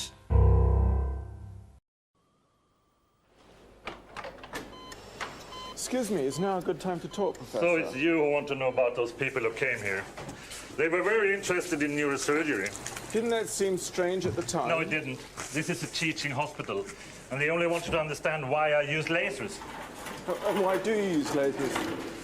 It's no secret. The lasers I use are incredibly accurate to 1/1000th of a millimeter. They went away very excited. They had this crazy idea about using a laser for precision welding on all the major body joints. But is that a crazy idea? Well, joints aren't my specialty. I'm just a brain surgeon. So you want a new PC. You want free, easy internet access just by plugging into your phone line. You want all the kit, including a color scanner and printer. And you want the new lightning-fast 400 megahertz Intel Celeron processor. Fine. Pick up the phone and have it your way. Call Gateway on 0800 389 0800 and for £1,225, we'll deliver a Gateway PC with free internet access built just for you. Sir, you've been studying the effects of Red Bull. How would you explain your findings in simple terms? Well, as a eubatician, I would say its consistency represents the highest level of saturation creativity. In terms of waff-eatingtivity and latent bionics, the substance is ergotropic. In fact, the fluidity of Red Bull displays a high degree of incommensuration as confirmed by detailed thermographic examination. I see. What does that mean? Red Bull gives you wings. We're going all the way. Nothing's stopping us. It's high ground by nightfall. There is a line between courage and madness, between triumph and despair, between heaven and hell. What difference you think you can make, one single man, in all this madness? Nominated for 7 Academy Awards, including Best Picture, The Thin Red Line. I gotta say something to these good people. Colonel, this ain't a KFC. What are you doing here? I got a message for these chicken lovers, son. With my 2-piece original recipe meal, you get 2 pieces of real chicken made to my secret recipe. Tasty fries and a side. It's quite a meal for only $2.99. Thank you, Colonel. You said your piece. I've said my 2-piece piece, son. Now excuse me. No one does chicken like KFC. It's all bollocks. Yes, welcome back after the break there. Can you believe that? $2.99 for 2 pieces of chicken, chips, and a side. Oh, back in my day. Bro, like, I couldn't go to KFC now just because of how little you get for the price. Can you get anything for that now? Not for $2.99. You probably get a side. Yeah. Like, genuinely. Just like a cup of sauce. I think even the gravy is more than that. It's fucking disgusting. No, actually, I'm not really fond. I used to be fond of KFC gravy. But, yeah, since I've found out how they actually make it, I'm not so fond of it anymore. Okay, do enlighten us. Okay, so for those of you who really like KFC gravy, look, if you don't want to see the scores, look away now. But basically, they get all of the fat and the crispy bits and they scrape it all into the mix basically. Out of all the the hot plates and where they cook it, they get that and they scrape it in and sort of mash it up into the gravy, and I just so that's why it's so delicious. It is fucking delicious. It is really delicious. But now that I know how they make it, I can't face it. What's this? Oh my god, I just poured a 2-ounce Nika whiskey into a Dunkin's blackberry tangerine 0 sugar drink. Oh man, it's good. Okay. Nice. I know how they make nuggets at McDick's, but I still eat it. Okay. All that mechanically retrieved meat. Yeah. Yummy. Yum, yum, indeed. I prefer Popeyes now. Popeye's chicken is the shizness. Beaks and ass. Mm-hmm. No one really knows. No one really knows. What was that in one biscuit?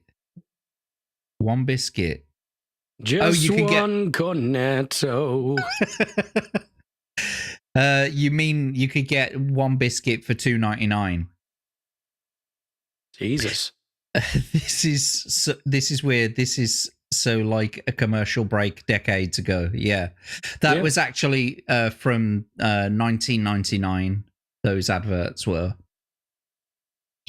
All of those. Oh my Golden god, age. I still have the Gateway Cow plushie from that defunct company. Wow. I don't have any of that shit. Had my first Chick-fil-A just there. That my new go-to. Okay. Oh, you mean you've just had one like whilst you've been on holiday? And so we don't get Chick-fil-A over here. Are you going to be missing it when you come back? Is that what's going to happen? They've started building them here now, actually. No. Yeah. Popeyes as well. Yeah, I know we've got Popeyes and we've got Wingstop as well now. We're getting all the American shite. Yeah, we've got that Five Guys as well. Have you ever had I Five have. Guys inside of you? I have. I hear you're somewhat partial yourself. No, you're wrong. It's a story made up by you. I heard from me that you like dick. I heard that you're gay. Someone scribbled it on my bathroom wall. In lipstick. Yes, Biscuit. I think Atom called you. One Biscuit. Yes, one. Five Guys at Freddy's. That was a night during a Queen party. Five Guys used to be really good because it was relatively cheap and you'd get a lot, but even that's expensive as fuck now. It's the novelty. I think one of the best things about Five Guys is their milkshakes. Yeah. But they're just fucking expensive. It's just overhyped, expensive shit. Yeah. Luxury. They don't even use beaks and asses here in the States. It's bone ground up to make pink slime. Delicious.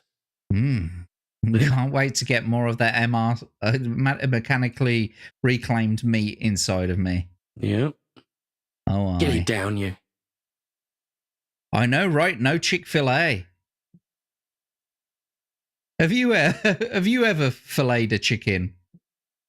I can't say I have. Is that your gay porn choice, Atom, says Rick. Rick's suggesting trying Raising Cane's Davyverse. Indeed. Juan Biscuit is my cousin from the South America. Popeye's chicken is not bad.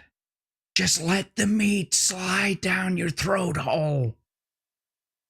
I guess realistically, we are sort of, Imagine going to Popeyes and everything on the menu is just spinach.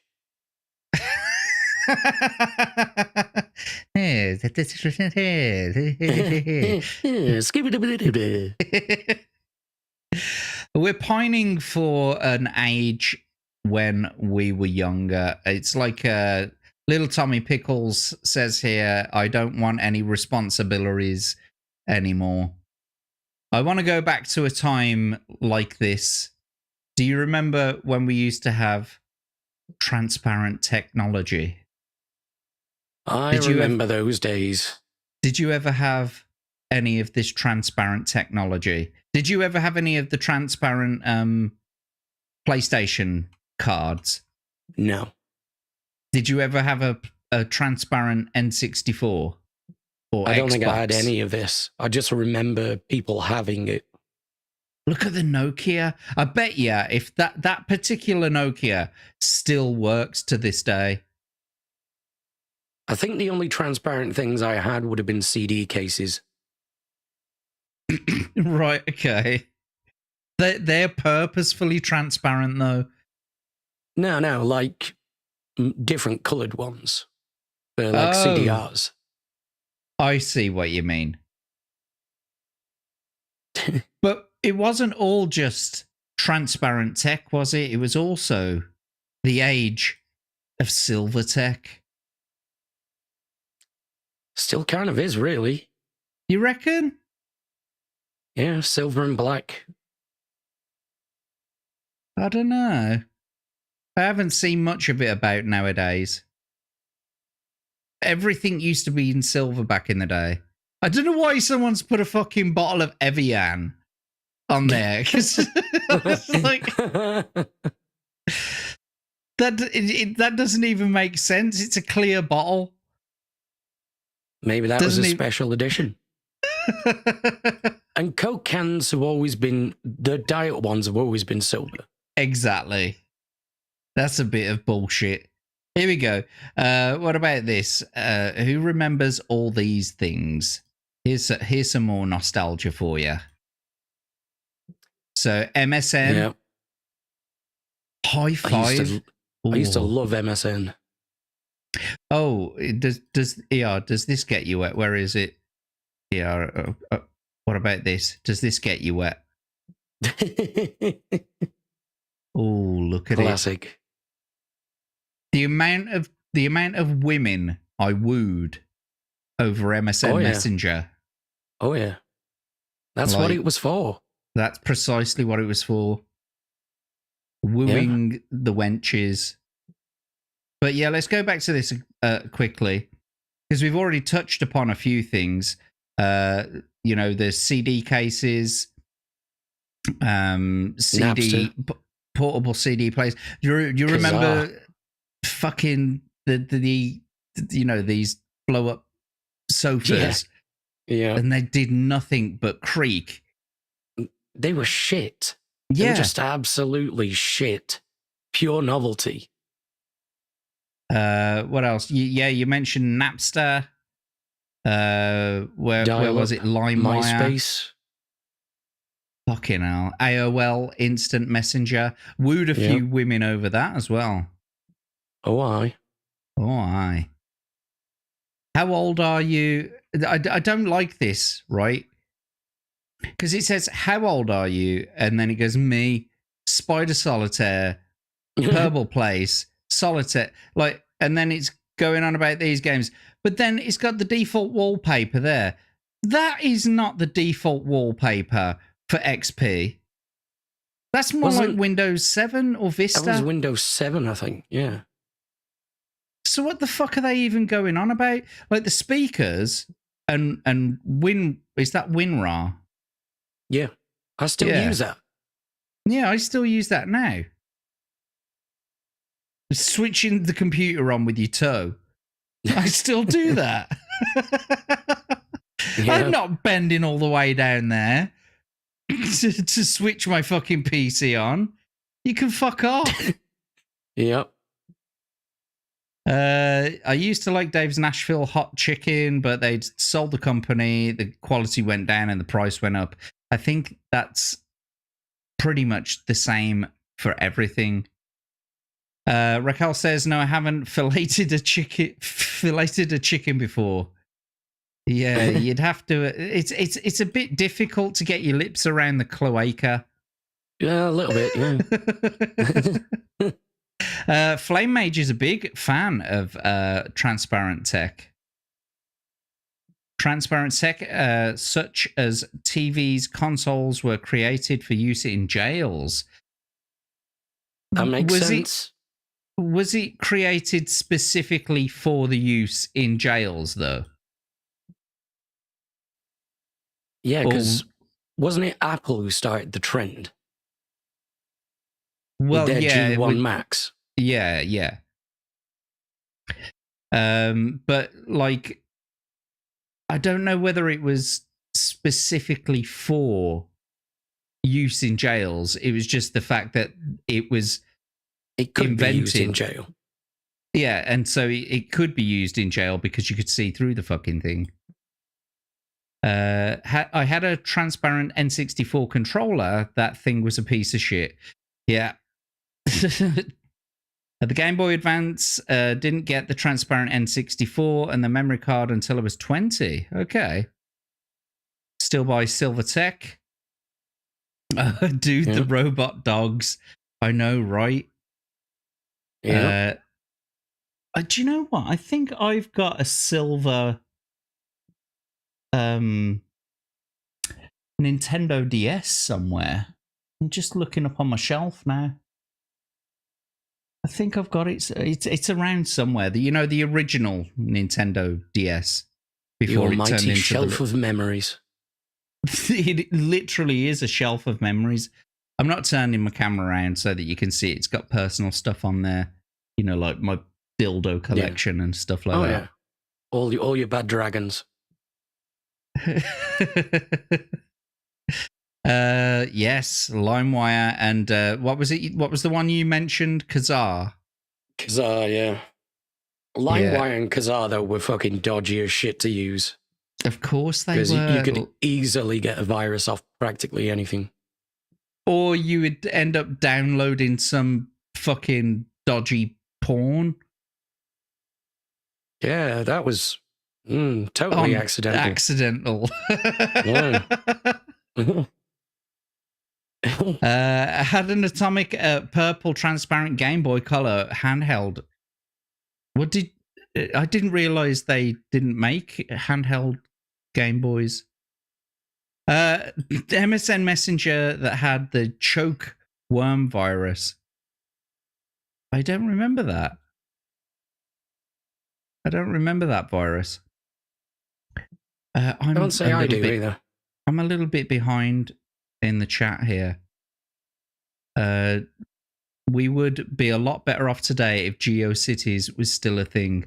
I don't know. I like the modernization of I used to have a GeoCities website. Yeah, me too. But there was no no CSS. There was no no pure HTML. No bootstrapping. None of that. It looks nice now. It looks good. That main login screen, I physically felt that flashback. But can you remember the noise? Can you remember the noise? Let's see if I can actually find it. YouTube. Let's see. Let's bring back some proper memories here. MSN Messenger sound.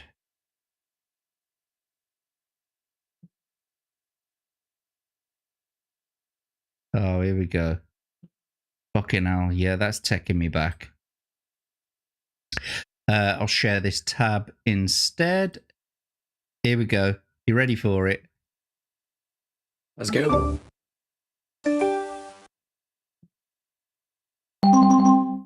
The nudge. Yeah. Oh, wow. The nudge.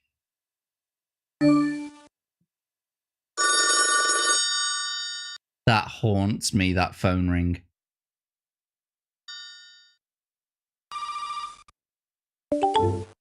That's the one. Wasn't that for when someone came online? That's typing. That was a message. Should we listen to... I'll tell you what. Let's go back, because there might be...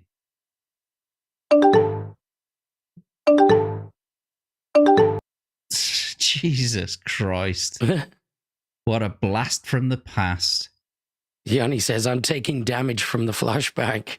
Ah! Stop, it hurts itself in confusion.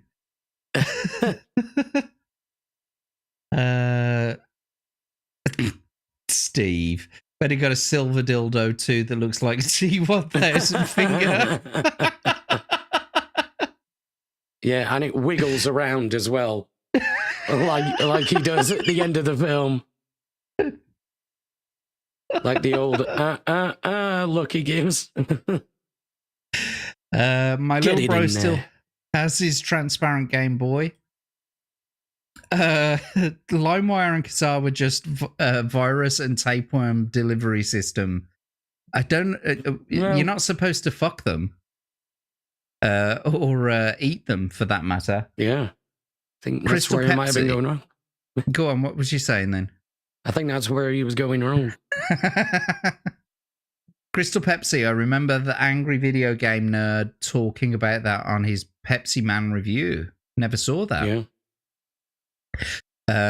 They were big, but it's only fitting to put some respect on Napster, the granddaddy of them all. Absolutely. Course. The choke worm virus accessed the MSN Messenger API and sent messages to all of your contacts list. Hey, I've got a new pic, want to see? Then sent my new pic.jpeg.exe. Okay, I see. Tamagotchis, no power button to turn the device off, so it would just shove it in my drawers. Put it in a drawer and wait for it to die. Like I've got an original Furby up on the shelf up there, and I've got it facing away from any light source, and I dare not pick it up. Because if I do, I could easily just take the batteries out of it. Those things are fucking haunted, man. I don't want to. I don't want to touch it. I'm sad that I ever put the batteries back into it. Yeah, why would you do that? Because my daughter wanted to see what a real Furby looked like and acted like. It's like, well, daughter, this is what nightmares used to be made of. Don't touch it at night. It will start talking to you. What's this? The online notification was a ping SFX and a square appeared at the bottom right with the username has signed in. Yes. You had a gigapet. What's a gigapet? Tamagotchi knockoff. Oh, I see. Yeah, I'm looking at it now. Gigapets. With certain software, you can manipulate the API so you can log in and out about 6 times and make a huge squares appear on your friend's screen with custom offensive messages. I didn't know that. Well, now we know what Steve used to do. I used to love sending cupholder.exe to people, and when they clicked on it, the CD holder would open and a sound file would play at max volume. Hey, I'm looking at porn over here, to people at work. That is grade A prick territory right there. Is your Furby programmed to shout racist stuff? Yeah, but it does it in Furbish, so no one knows. Yeah. Kill it with fire. Do you really want to take the batteries out just to have it remain active? Bro, if I took the batteries out and the Furby remained active, that would be next level, bro. Yeah. Those Furbies are creepy. I could tell you some stories of the crap we used to do. Have you ever seen any of those, yeah, the not so silent P, of people's Furbies that don't even have batteries in and occasionally will just start talking? Yeah. I don't believe that. Yeah, no, it's I just don't believe that. I don't believe it. That's because you've got one in the room with you right now. No, but seriously, there's no way there's a capacitor in a Furby that holds a charge that long that it can make it talk even after the batteries have been taken out. And I know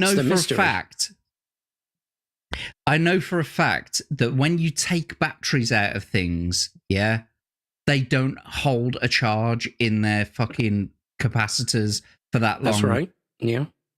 So there's no way that it just activates. It's bullshit. That's an urban myth. I mean, I've seen quite a few videos on it. It's bollocks, mate. I mean, it could be that they put batteries in them, turned them back on, and then took them back out. And then that's why it started acting up again. As soon as you take the batteries out, it wouldn't last 5 seconds. There are no capacitors in there large enough to hold a charge to keep it talking. I do not believe it. I don't believe it. I don't believe it. I mean, I've had electronic devices before where they've not had batteries in them recently, and they've still turned on or done something. You're talking out of your fucking arse, mate. I don't believe that for a second. I'm telling you from personal experience. I don't believe you. I think you're lying. Why the fuck would I lie? Just to prove your fucking point about the fucking haunted Furbies. I'm not trying to prove shit. I'm just saying I've seen some videos on it. I don't believe it. I don't believe it. She cried the first time it dropped a hard R. There's no way that it said that. There's no... You mean the hard R in Furby? There's no way it said the N-word with the hard R. Well, they did actually relaunch Furbies a few years ago, didn't they? Did they? Yeah. Okay. I'll take your word for it, but... So maybe the internals are a little different. They're innards. Yeah. But yeah, those sounds go... forget about Furbies. Those sounds go with this setup perfectly. Those MSN sounds. This, at one point, was the peak of like 2000s technology. I mean, just look at that setup. I had damn near that exact same desk. Yeah, I think my parents did. Yeah. I didn't. I had like the, smaller compact one with the not the corner piece. I definitely had the big TV though. They were fucking heavy, they were. Yeah, they were. That giant flat sort of screen and just a massive back. They were a bastard to carry as well. Not just because they were heavy, but because they were awkward. They were just cumbersome. Furby gonna get you. It's not. It's fucking not. You can fuck off. I tell you what. I'm gonna take the batteries out the Furby, and I'm gonna test it myself. And if it does turn on, I'm gonna blame you, Abe, for haunting my Furby. Don't take the batteries out of my spy camera, Jack. Come on. Yarnwich still has her tube TV and she's not letting that shit go. Okay, fair enough. Well, they're still good for old console. Just keep your magnets away from your TV. Yeah. Yeah. I learnt that the hard way because I had two massive speakers that you would use on like a PA sound system, and I put them either side of my TV, didn't I? And so the gauze used to fucking bow at the side, completely ruined it. Taking out those batteries of a Furby and it's still active is very sus. Exactly. Yeah, it is. Apparently, it's going to fellate me. And Daramuth has raided the stream. I don't know which side he's raided on. Is it yours or is it mine? I think it's yours. Thank you for raiding the stream, Mr. Daramuth. It's a pleasure to see you here. Welcome on in to all the people who have joined us with them. It's great to see you. We're just talking about the peak of modern technology back in the early 2000s. And moving on slightly from that, here we go. Mid-2000s teenager starter pack. What we got on here? What's this? Yeah. You see, none of this makes sense to me because I think it's majoritively American. I mean, again, I recognize most of the things on this. Yeah, I've heard of them. Like, I mean, obviously, I used AOL Instant Messenger. Do you remember these Nokias? Wow. Yeah. I never watched the OC. Of course, you got the Boondock Saints there. What else we got on here?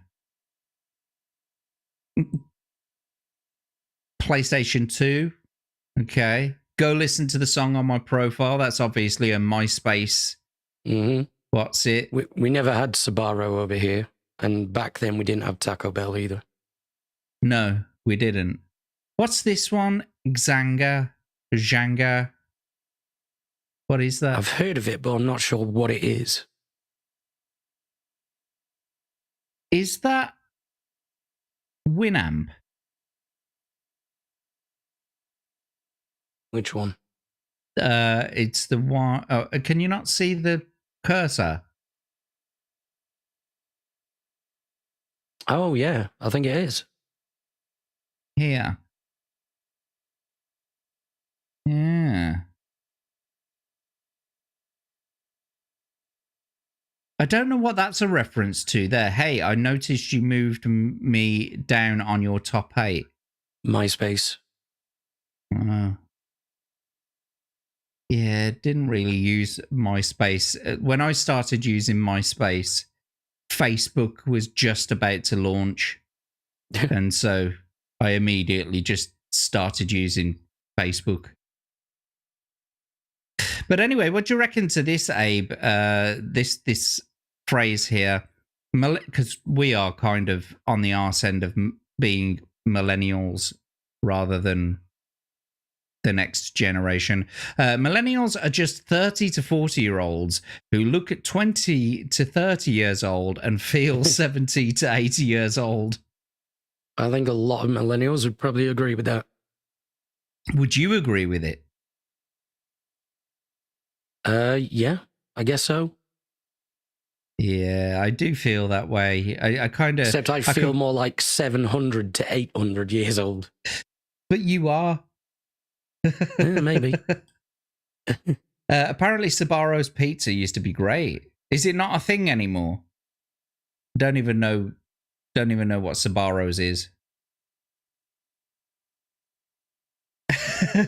Still owning a Furby in 2026 is pretty sus.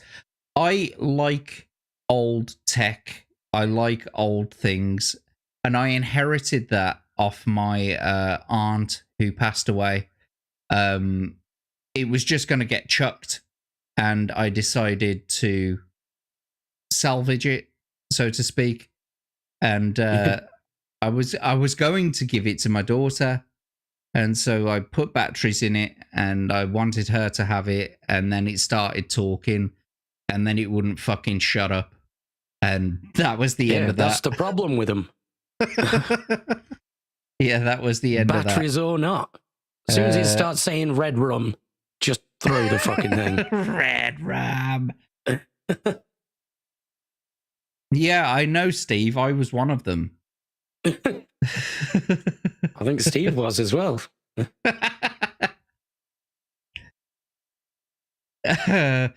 Atom saying, fail, there's no loser ankle tattoo on there. Oh, do you remember ICQ? Aye. See? ICQ. That little keyboard device bottom left is interesting. Let's go back. Oh, yeah, that one. I'm pretty sure that was one of the old Nokias. This one here. Yeah, on the left-hand side. Yeah, I knew someone who still had one of those well into the late noughties. They still used it. Yeah, I don't know about that. I never had one because I was never rich enough to have one. Nope. I'd only see Sbarro at mall food courts. Okay. Sbarro's started off really good and it went down faster than Papa John on another dodgy investor. Okay. Jolly good. Right, where were we going with that? Yeah, so millennials being 30 to 40-year-olds who look 20 to 30 and feel 70 to 80. Yes. And moving on from that, the older I get, the more I understand this character. Do you feel the same way? I'm falling down. Oh, yeah. I understood that guy a long time ago. A long time ago. Like, society has never been that great since, well, do you know what? Since 9/11, I think that was the downfall of society as a whole, because that's when all the authoritarianism really kicked in. And so Daly's hearing scary noises in the cave. It's a fucking Furby. Run. Daly, what most people do in that situation is they squat over a mirror to see what all the noise is about. I'm sorry. Jesus. I'm not really. So, 99% of men could sit in this exact spot all day long and consider it a great day. What about you, though, Abe? Would you be able to sit there all day in that spot and consider it a great day, or would you never leave the house, even to go to such a beautiful place? And what do you guys think in the chat? I've pretty much done that before. Not recently, though. It was a good day. We've got R2 Road TV in the chat. R2 Road TV. That's right. Yeah. Welcome. Pleasure to see you. What movie is it from? It's from the film Falling Down. It's Michael Douglas. It's about a man who goes through like a midlife crisis because his wife leaves him and is taking the kids and all that kind of stuff. So, yes. I think the main point of the film as well, though, is that it doesn't take much to send some people over the edge. Yeah, you can push and you can push and you can push someone, but then you get to breaking point, and that's it. Just one instant, and you're gone. And I think for him, the sort of breaking point is the burger, isn't it? Yeah. It's like he walks into like a McDonald's ripoff, and it's like 1 minute past 11, and he wants the breakfast muffin or whatever. Yeah. And he's saying, we're not doing that now. Yeah, but he's like, but you've just, it's literally 1 minute past 11. He's like, yeah, we closed the breakfasts off at 11. You've still got the ingredients. Yeah, they're all there. All you've done is you've switched the fucking screens over. That's all you've done. Yep. Daly's scared a creeper or a zombie will crawl up her ass. You never know. And Yarnwich is saying, God, yes, please. I'm pretty sure it's to this. And not to the other thing. Atom Gray says, goals. I've done that as well, says Rick. I bet you have. I bet you've done it twice or more, haven't you? Yup. I've got some bug spray. I'm staying longer than 1 day for sure. Yes, Falling Down. Michael Douglas, Robert Duvall. Been there, snaps that. Have you ever camped out in the woods? Oh, I go camping all the time, mate. Not that kind. Oh, then no. Yes, I have. Of course I have. I actually do like camping, and I liked it far more when I lived over in Canada, because I used to live in British Columbia. Yeah. And it was nice to do it there. Bit cold up in the mountains and that sort of thing, but yeah, it's nice. I like being close to nature. I like being able to, take my fishing rod with me, just, go camp in the woods by a lake, sit there all day, casting my rod in. With 5 guys. Yeah. With 5 guys inside me. Camping, do you go fishing with darts and a blowpipe? Something like that, yeah. Yeah. Camping in this area is absolutely the best. ? So that should have been, camping in this area is absolutely the best? No, she's put a correction. Full stop.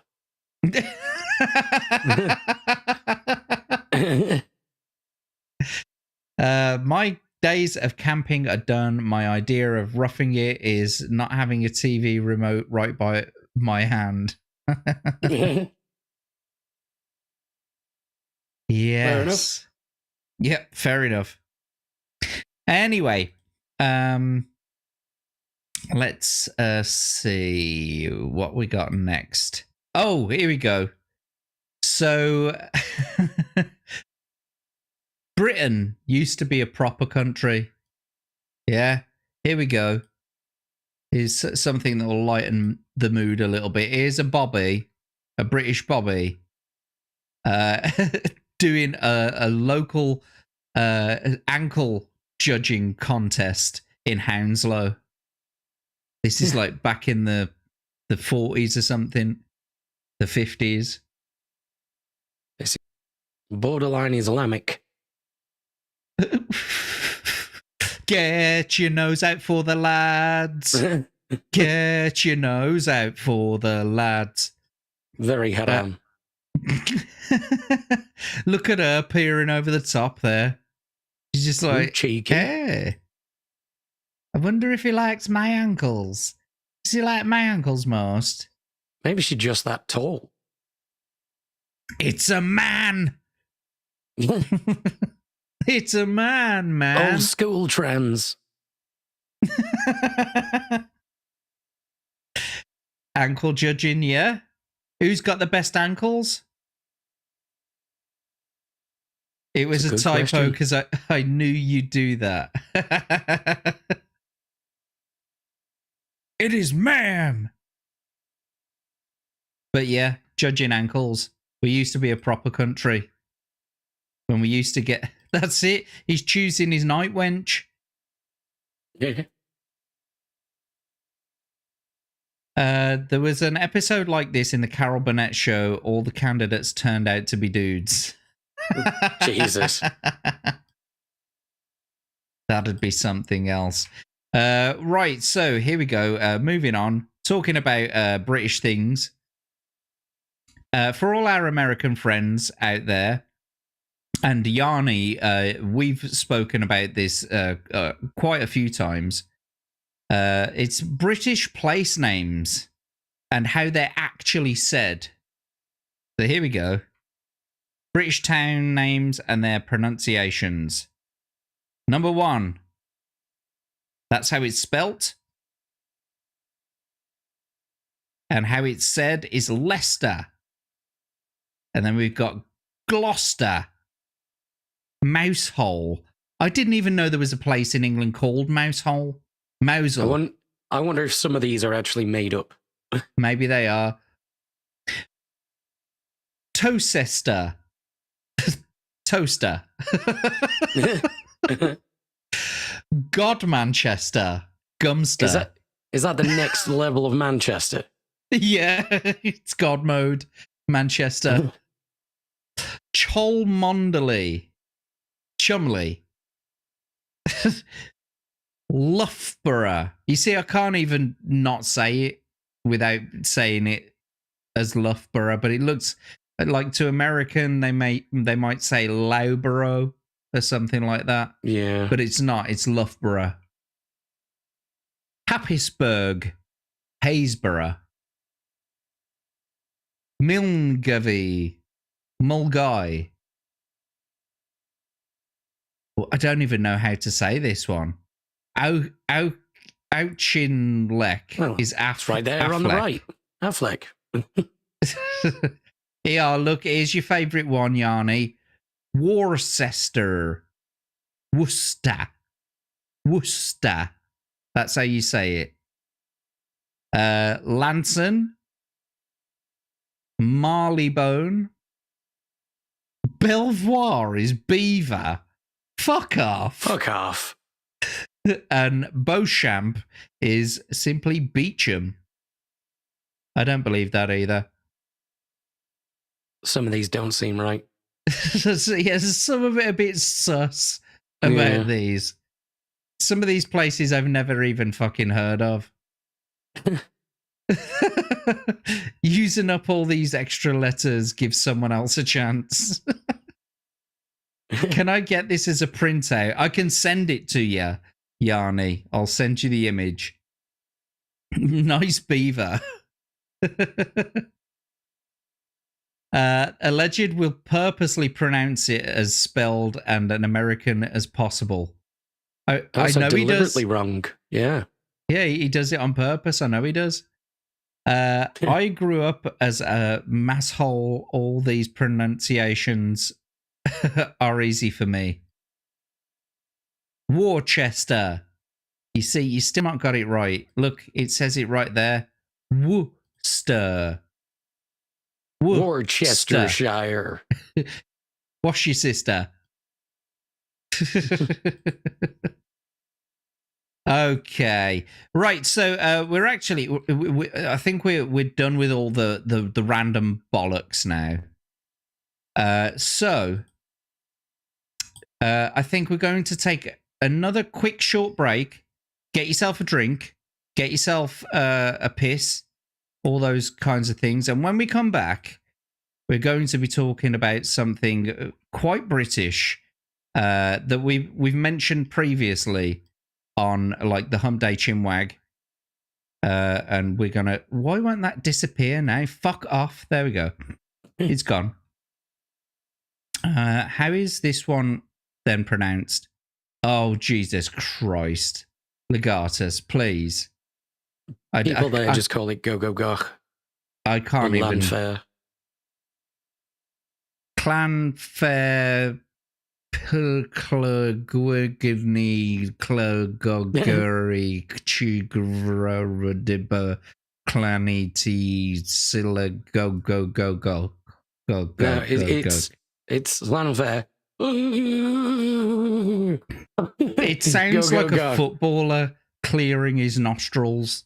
That's how you say it. It's just Chewbacca. Yes, Clamfair. Clamfair, that's the one. Steve's saying there's not enough time to piss. Have a quick poop. No, you ain't got that much time. I think it's a couple of minutes. You've got a couple of minutes. So yeah, we're going to take a quick ad break, and we shall be back shortly with some more Britishness. And you're going to want to come back for this. So don't go anywhere. Stick around, enjoy the ads, or go and get yourself a drink. We'll see you in about 2.5 minutes.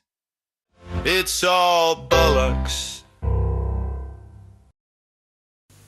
To test the thickness of the chocolate on a Jacob's Club, we enlisted the help of an expert.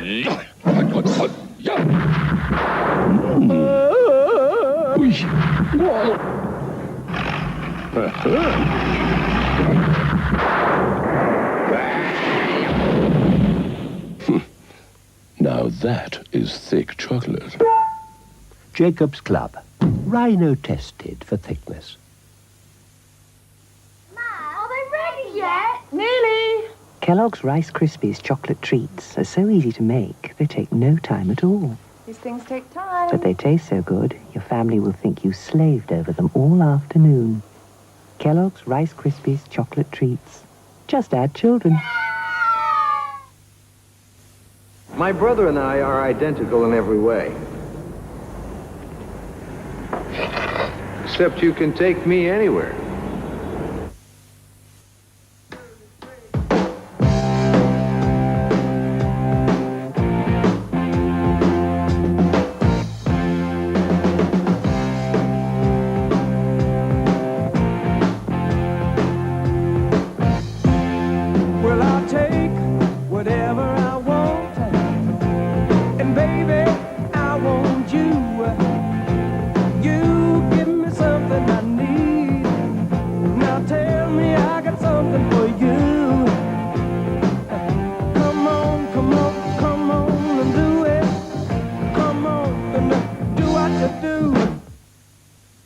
Today's breakfast special, we have our very own diet muesli and a light maple sauce with a topping of yogurt. Kellogg's cornflakes, please.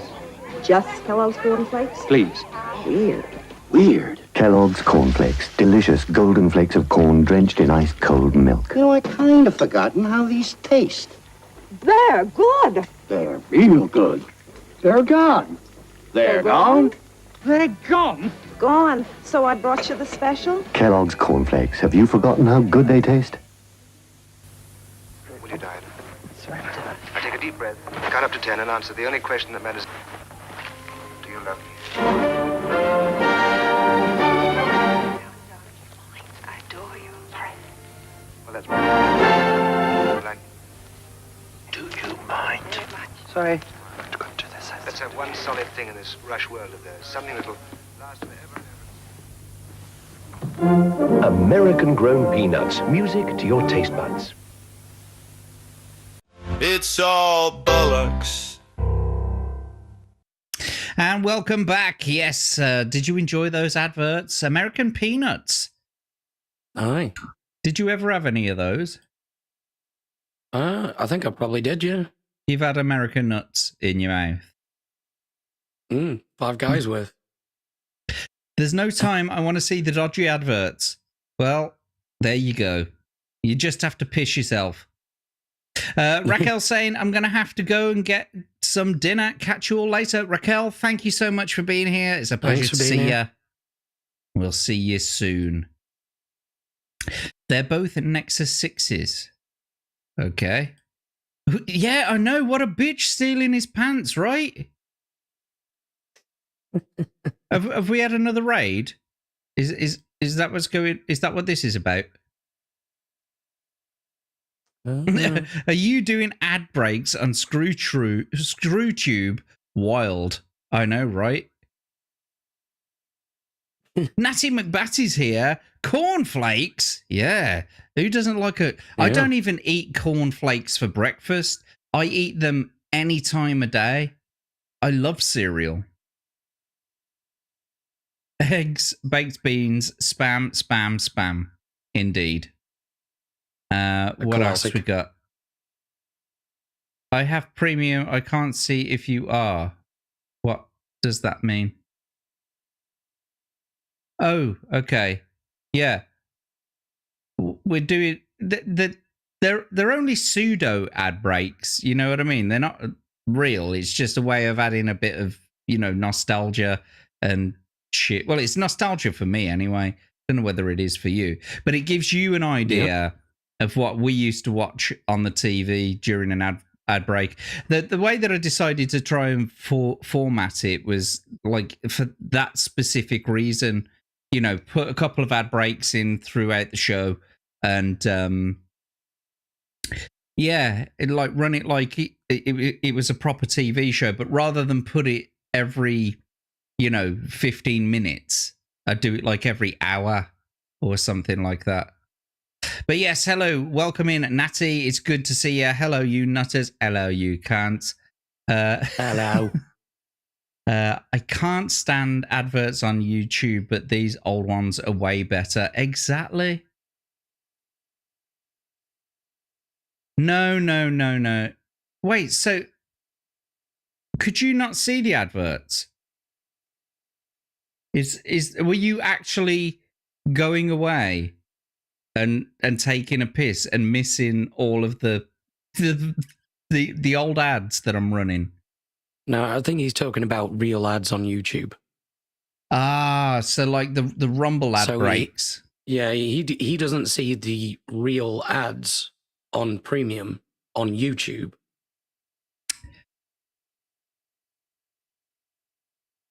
Okay. I see what he's saying now. Okay, it's all right. It's just clicked in my head what he's saying now. Yeah. All right, yeah. No, so we're not running proper ad breaks. No, it's just I don't know what beat. No, not a clue. I've never seen B-sides before. Never, not a thing. Anyway, right. So we've spoken about this on the Chinwag before, and so now we're going to get into it again. You remember a few weeks ago we were talking about Frey Bentos pies. I thought we'd take a little bit of a deeper dive into what a Frey Bentos pie is. So whilst I'm setting that up, Abe, why don't you explain just quickly what a Frey Bentos pie is? Well, it's a tin that has a filling inside it with a top cover of puff pastry. So what you have to do is open the tin from the top using a tin opener, put that in the oven, and then wait for it to puff up. So it's not a real pie as such. It's got no Because sides to it. There's no sides. It's not enclosed, apart from the metal. Steve's saying, I hear their pies are crap now. They used to be a lot better. Well, I don't know. I don't know if they've ever been very good. We'll take a look right now. We're going to take a quick look at a 30-second Fray Bentos ad here. Yes, that's right. More advertisements. But here we go. We're going to take a look at this, an original 1960s. Yes, Yarnwich, this again. So we actually want to show you what goes inside of a Fray Bentos pie and some of the original stuff about it. Okay, excuse me, pregnancy cravings, suddenly calling me, get spoon.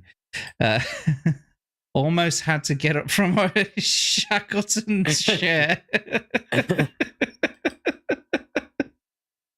Right, here we go. Let's have a look at this Fray Bentos pie advert from 1966. I wonder if he'll like it. Of course you'll like it. This is man's food. Good, lean butcher steak, tender, juicy kidney, all covered with golden, fluffy, melting pastry. Of course you'll like Fray Bentos steak and kidney pie. It's man's food. Looks gorgeous. Now, just hang on a second, right? Because no Fray Bentos pie has ever looked like that in the history of these fucking pies. That pie is stacked. Look at the size of the fucking chunks. Like, literally, it's almost like they took the top off the pie, scraped all of the meat that would be inside of it to that one portion, then put the top back on the pie. Just for the advert. That almost looks like a Desperate Dan cow pie. Yeah. It's just missing the horns. Excellent, darling. You're improving. Told you so. Fray Bentos steak and kidney pie. Man's food. Man's food, apparently. Anyway, yeah. So that was an original advertisement from way back in the 60s when it was first launched. And here's another one for you. This is from 1984. And it features one of our most famous actors here in the UK, Mr. Bernard Cribbins, who is the voice of the Wombles. He also played Donna Noble's grandfather in Doctor Who. And he's been in multiple TV shows and movies throughout the years. So yeah, and feel free, Abe, whilst I'm doing all this kind of stuff, if you want to highlight any chats, whilst we're going along. Have you got a little... Hello, love. See, you and Dave got married then? Got just what you need for supper. Tender beef simmered in its own gravy with a tasty pie crust. Oh, but I've never made a pie. I mean, dog food is technically made of the same stuff, but yeah. And that is the ad version. Pie just like his mother's. She buys them here too. So did you get that? So Dave, who she's married to now, yeah. Dave got married then? You and Dave got married then. I've got just the thing for you. And then he's going on about his mother. Pie just like his mother's. She buys them here too. She buys them here too. I find these adverts a little bit patronising to women, don't you? Well, yeah, of course. Just slightly. It's like the other one. I don't know whether you noticed previously in the other one. He says, "Oh, you're getting better, love." It's like getting better at what? Cooking tin food. If you cook it without opening it, it seals in the flavour better. Yeah, that's also how you make a pipe bomb. So just be careful with doing that. But anyway, here's a YouTuber, bigclive.com. And he previously did, before this video that we're going to share now, he previously did a video. It was reviewing a Fray Bentos pie, but he got some complaints in the chat about, not cooking it long enough and saying that it wasn't full of filling. But anyway, in this video, you're actually going to see what a real Fray Bentos pie looks like when it's opened and when it's cooked and when it's not cooked. And so, yeah, let's get into this. I have been told that I was too judgmental when I reviewed a steak and kidney pie by Fray Bentos recently, and that perhaps my review was based on childhood fantasies of a pie bulging with meaty goodness. It wasn't. It was mainly gravy, but I have since been told that not only are these not made in Poland, it does say on the back, Fray Bentos Foods Berdzina Waltz in Poland, but also Fachebers, Scotland. And this pie may actually be made in Scotland. However, I've been told the chicken one is much chunkier, so that is worth checking out. I'm going to go and get the tin opener and we'll open the pie up and then I'll put it in the oven. One moment. Here is the tin opener. It's a side cutting one. And apparently the choice of tin opener is a big factor because these pie tins apparently destroy some tin openers, but that's fine. It's not destroyed this one yet. And that is the God's honest truth too. These tins are fucking useless. Or tin openers are usually useless at opening these fucking tins. Well, plus the metal is quite thick. Yeah. You're better off opening it with a knife in some cases. But he's using one of the side opening tin openers. And that should actually give it a little bit more release as well around the side, shouldn't it? Aye. This is where it bursts in the process of taking it off. I also mentioned in the past, I'm making sure there's no metal strands coming off of this thing, that since 1881 is definitely not the Asian pie, but Steve at MRE Info would definitely have a go at eating one from 1881. Is this almost here? Is this almost here? It is. Off comes the lid. There's the pastry. So there you go. Look at this. Oh my God! Look at it. Look at the oil on the top of it. It looks anemic, doesn't it? That squashed up fucking. That's supposed to be puff pastry. That is. Like when it's cooked, that's supposed to resemble some kind of puff pastry. This pastry, it does only cook in the top. Apparently, you can part cook it and then slit it round and then take it out and put it in the oven and cook the other side. Might try that, but to be honest, I do recall this sticky, gooey pastry as being a feature of this in the past. So I'm going to bake this now in the air oven, which is basically a mini fan oven. And then we'll slice it open and we'll see what's inside. Stand by for meaty pie goodness. The pie is ready. Let's explore. To respond to the people who said I didn't cook the other one long enough, it's completely black now. So that has definitely been cooked long enough, and you can cook. Before he pulls the top off this pie, what are you expecting, Abe?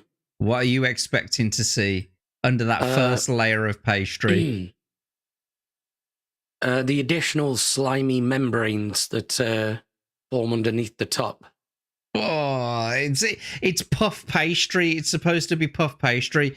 Literally, only the top layer of pastry ever rises. And then under that, there is like a slimy, gooey, undercooked pastry. You'll see it for yourself now. It's just fucking awful. It's fucking awful. Air fryers, because it's like if someone added snot to a pie. Basically, a little hot air convection oven. Just faster. Okay, let's lever up the pastry with its multiple layers of squishiness. And see what we're getting underneath. Is it going to be a gravy fest? Or is there going to be big chunks of chicken? It looks as if it is... No, it doesn't look too bad, actually. It doesn't look too bad? What the fuck has this dude been eating? all his life. I think he's talking about the amount of chicken in it. I'm assuming at least. It looks meatier than the other pie. I mean, it's little shreds of chickeny type stuff. I want to say at this point in time that I don't mind. Not chicken. Chickeny type stuff. Meat or Chickeny type stuff. I think it's MRM, isn't it? Probably, yeah. Or with a few chunks of real chicken. Stuff, you know, to me, just a good, thick, chewy, meaty filling is good. One day they'll have that lab-grown meat. I think they already have lab-grown meat. That'll be interesting. But in the meantime, this is hot, so I'm just cautiously letting it cool down very slightly before I try eating some of this. It is tiny shreds of chicken. It's not big lumps. You could add your own, I suppose, ultimately. And to be fair, it is chickeny. I get the feeling that the bulk of this pie... It is chickeny. It's not chicken, not but chicken, but it is chickeny. And as you can see as well, there's like no pastry around the sides, and there's nothing underneath the gravy there either. All of the pastry is that puff pastry on the top, and then the sloppy shit that he pulled out.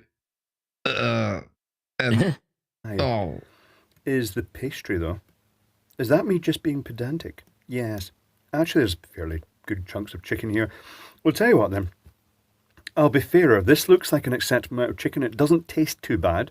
It doesn't quite look like the picture in the tin, but it's closer than the steak and kidney pie one was. So, yes. And the pastry itself has that sort of crispy layer on the outside and the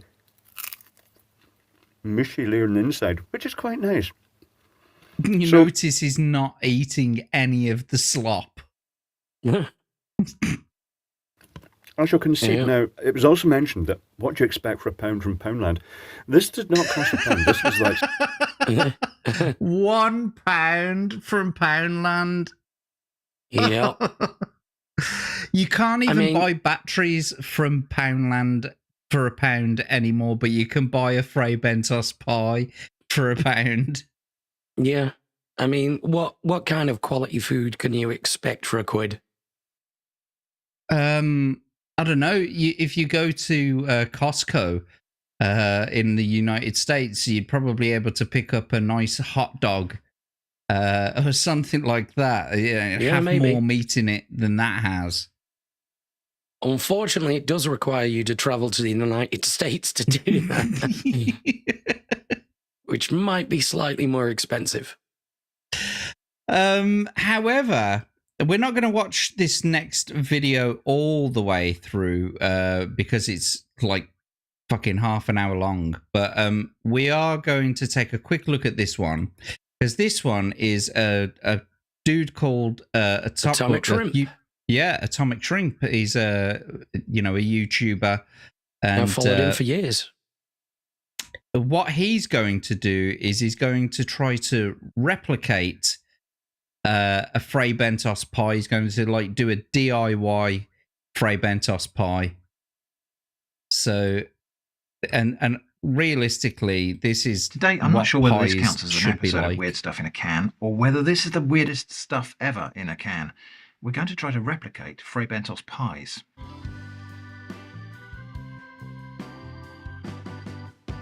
So what do I mean by replicating Fray Bentos pies? Isn't that just making a pie? Well, no. I'm going to try to make a pie sealed in a tin, and I have a particular reason for wanting to do that. For the uninitiated, I've opened quite a few of these on the Weird Stuff in a Can series. This is one I haven't opened yet. This is a variety I saw just the other day, chicken tikka. Have you ever tried the chicken tikka version of these? I think I've tried all of them at some point. I don't think I have. Ugh. I think, I stopped at steak and kidney. I don't even think I've had a chicken pie. Steak and kidney, I think, is probably the worst one. Having this on a separate episode of Weird Stuff in a Can fairly soon. This is a shelf-stable meat pie in a tin. It only has a top crust, but underneath... there is heavy work being held up by that word meat there. Yeah. It's... Yeah. This metal lid, there is puff pastry and then a savoury filling with gravy. You open it, you bake it in the can. Supposedly the pastry puffs up into this delightful crust like this. In reality, the top layers do. The bottom layers are soggy, weird stuff. And people love it's that. not great I want when to he has try to to put the make caption. my own version of one of these This is today. normal. And I want it to have the same constraints and disadvantages that a canned pie like this has. The reason these pies are weird Just going to is skip because it the ahead. pastry that's inside this can has. So I need to find a container that is about the size of a Fray Bentos can. And here are a few of them empty that I've kept because they're useful parts trays. I searched high and low for something, maybe like a tiffin box or a bento box or some kind of... I tell you what, though, this is the God's honest truth, this is. Mm-hmm. They're really good at directing Wi-Fi signals. If you've got like a little Wi-Fi dongle on your laptop and you put one of these Fray Bentos pie dishes behind it, it'll absorb, and reflect the Wi-Fi signals really well. I'm taking your word for it. Can that's this general shape and size with a lid that clamps down. I could find things that were this size. I could find things with lids that clamp down. I couldn't find anything that had all of the All right, let's just get on to... Closest I could get was this. Let's get on to cooking. This. Well, actually, not this. But while that's happening, some other things need to go in there to cook. So I'll turn the heat up. And so into here we're going to have diced onions, red pepper, celery, carrots, and mushrooms. So this is deviating already way more ingredients than any of these pies. Like, genuinely, just the amount of meat that is in that pan already is more meat than is in all of those pie dishes that he was just showing to us. Yeah. But if you think about it, we deviated a long way from the Fray Bentos recipe when we put this much meat in it. I'm going to put... There you go, he's admitted it himself. There's way more meat in it than a proper pie. All of that in there, actually. That might slow down the cooking a tiny bit, but it'll soon come back up.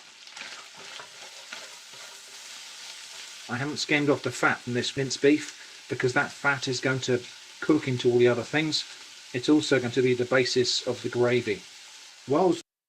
Let's move ahead a bit. Right, let's see if we can't figure out a way of holding this closed. I imagine I probably could use string. Just tie it shut. It doesn't have to be hermetically sealed. Bubbles, no voids. That's about the amount of meat you would find in probably 5 Fray Bentos pies. Yep. But anyway, that is my pie filling. The remainder of that I'll put in a box, put in the freezer, and we can have another go at this if this one fails. Anyway, for now, that's going to go in the fridge. My pastry, I had to make my own, but the advantage of that is that there's no palm oil in here. This is just lard and butter and flour. It needs just one more fold, and then a little rest, and then we'll be ready to cut. I'm just going to moisten that to help. He's quite a canny bloke. He can do so many things. We'll go 1/3 into the middle, and the other third into the middle, like that. I got to be honest with you, I've never seen this just bloke needs another before. little rest before we roll it out and put it on top of the pie. He does a lot of interesting videos. Most of them centre around food. And remember, everything we're doing here, all of this nonsense, I think that went pretty well. Just to make sure this doesn't stick to the top lid, just going to put a little bit of vegetable oil on there. No, but you're not supposed to cook the fucking thing in the tin with the lid on it. No. So I don't know what he's going on about there. And a disc of greaseproof paper. That is just so that this doesn't stick to this lid and get pulled off. When Okay, let's go to the first reveal. There we go. That is a little bit concerned that some of the stuff that leaked out and squeezed out. He used a Jubilee clip on it. During cooking, might glue the lid on. So I'm opening it now. I don't want to get to a point where I can't open this at all. Yeah, but you weren't supposed to cook it with the lid so on. There we go. There is my faux bentos pie. And actually, that looks a fair bit like a Fray Bentos pie does when you open the can. So whatever other failings we have here, I think we got a reasonably. I wonder if he's done that to replicate the gooey consistency. What will happen when I try to bake this in the I oven? don't know. Well, we'll find out, but I'm going to let that cool down. Or maybe it's because maybe Fray Bentos pies are actually par cooked in the tin. You know what I mean? They Like are. sterilized in the tin. Yeah. All the That sort of ingredients thing. are already First. cooked. So You're with basically this just leftover warming it puff up in the oven. pastry, I'm actually, rather than making jam And tarts, making the puff pastry rise. Yeah. we'll make something savoury. In fact, it's going to be with some of this leftover mince. All right, Which, let's as get on with the it. Genuine Fray Bentos pie, I'm just going to run a knife around the edge there, just to make sure that the pastry is free. And I'm going to go by the guidelines on a Fray Bentos pie, so 25 minutes at 200 degrees Celsius. It might need a little bit. All right, let's skip to the cooking.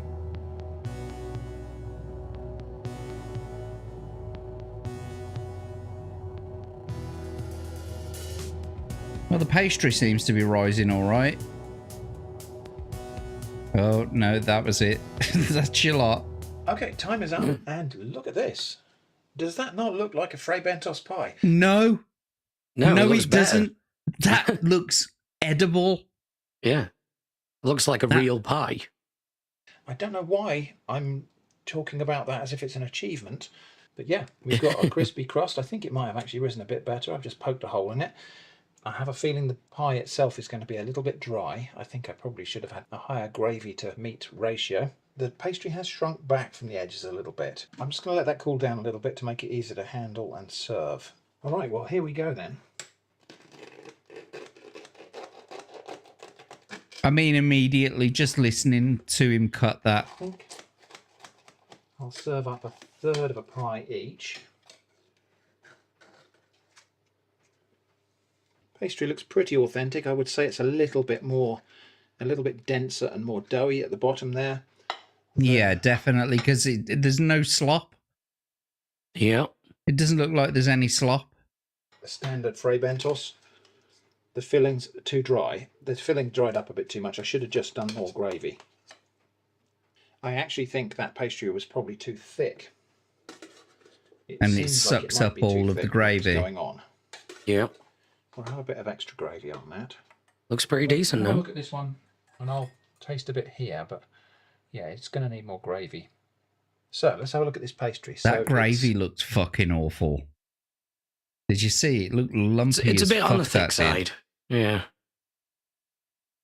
Not just on the thick side, it looked lumpy.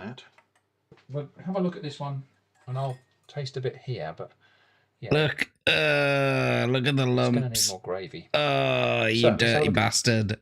this pastry. So it's It'll be top fine once you several mix it layers with the of veg. baked. The ones underneath. Yeah, the are veg will doughy, water it but separate down. Layers. Yeah. Pastry. I think we've pretty much nailed it, to be honest. There's the really gummy ones at the bottom. Okay. I'll give it a taste. The only thing that's missing there is moisture. This pie baked a bit too dry. And that is because it wasn't a pie full of gravy, it was a pie full of meat. I'm pretty happy that that is as close as I can get to the process, as reasonably possible here at home. And my little pasties didn't come out too bad either. And when you use puff pastry, it's very forgiving on the irregularities of the crimp. So that went pretty well, I thought. I think the pastry is as close as I can get it. That was definitely a bit too thick. The key difference between this and a Fray Bentos pie actually was that it tasted of butter, because I used butter in the puff pastry. And I'm not going to try to use palm oil to try to make it more authentic in that direction. The other things I picked up on are that when I stamped the pastry using the lid, I crimped the edge of the pastry rather than cutting it. And that, I think, is why the pastry, when it puffed up and inflated, drew in a little bit at the edges. Basically, it was like a balloon at that point. And so it inflated, and that brought in the sides a bit. That won't matter as much when I do the tart tatin, because that typically has the pastry tucked down the edges of the fruit. Anyway, that's the end of part. Well, I think that's it. Jesus Christ. So there you go, boys and girls out there in the chat. You You've seen it here now for yourselves. Our American cousins have seen the wonders of British cuisine. We won't even fucking eat it. Why are you acting like the tinned pie is some kind of modern day invention? We're not. We're not acting like that. What we are saying is that Fray Bentos are fucking disgusting. And we wanted people in the US who were asking about Fray Bentos pies when we were watching the Hump Day Chinwag. We didn't quite give it like the explanation that it deserved. No one eats these fucking pies because they have a choice. I bet those pies didn't even have batteries in them.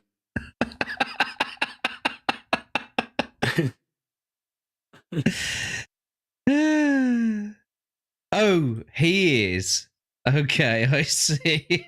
Well, what he likes to do is all of these reverse engineering experiments. Mm-hmm.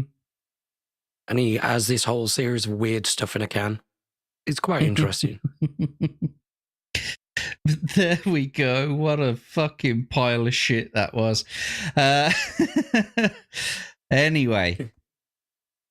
Yeah, next week, faggots and chips. Faggots I thought we covered Five Guys.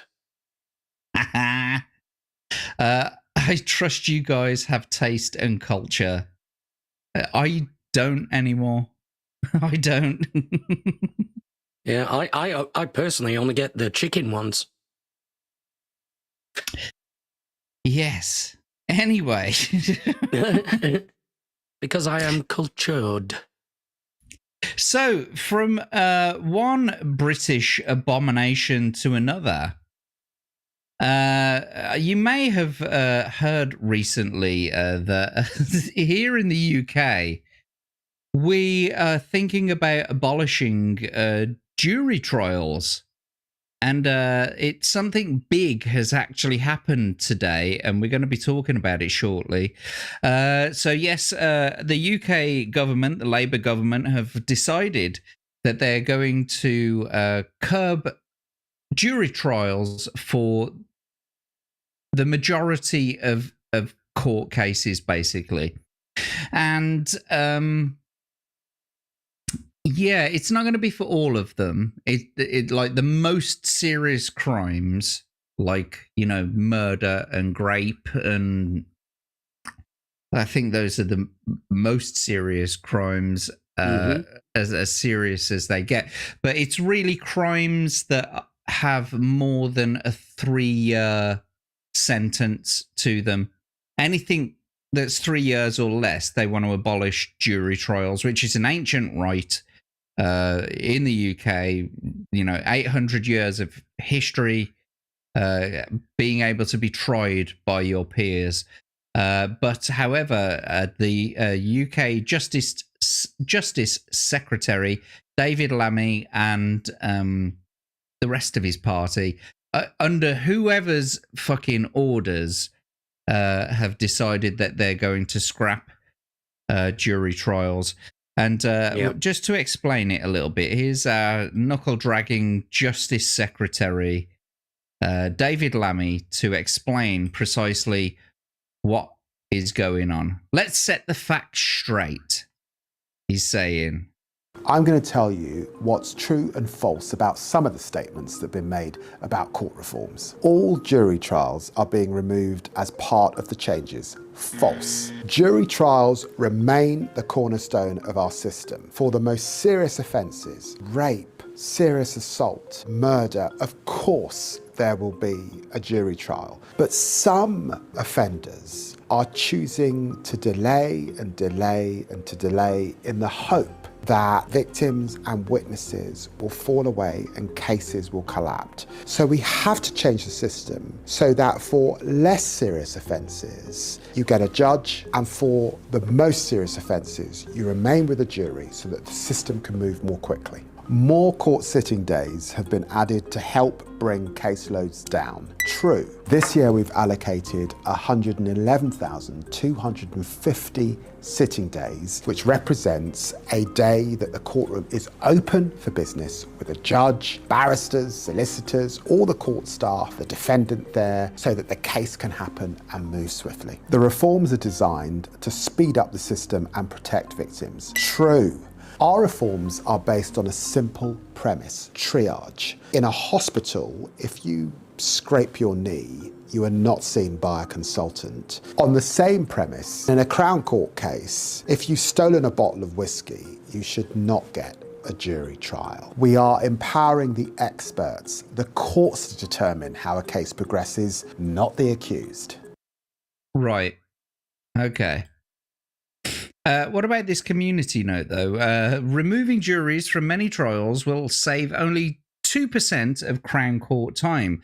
There is a 1.3 billion maintenance deficit for often unfit court buildings, mostly unfunded. Experts agree that this and short staffing are the causes for the backlog and describe proposals as undemocratic. Now, what was he saying about the sitting times and being seen by a consultant? If you've stolen a bottle of whiskey, you should not get a jury trial. We are empowering the experts, the courts to determine how a case progresses, not the accused. No, it was a little bit further than that, wasn't it? There we go. Sitting down. 111,250 sitting days. Do you know half or more than half the courtrooms across the UK are closed? Like there are no courtrooms open, basically. They could be filling those, but they're not. And they're trying to say that it's the juries, you know, they have to wait an extra week, or they have to wait until we've got like a jury cleared to be able to, you know, sit on you know, sit and be, what's the word I'm looking for? Preside over the case. So that they've got to wait for the right type of jury and all that kind of stuff. It's bollocks. Yeah.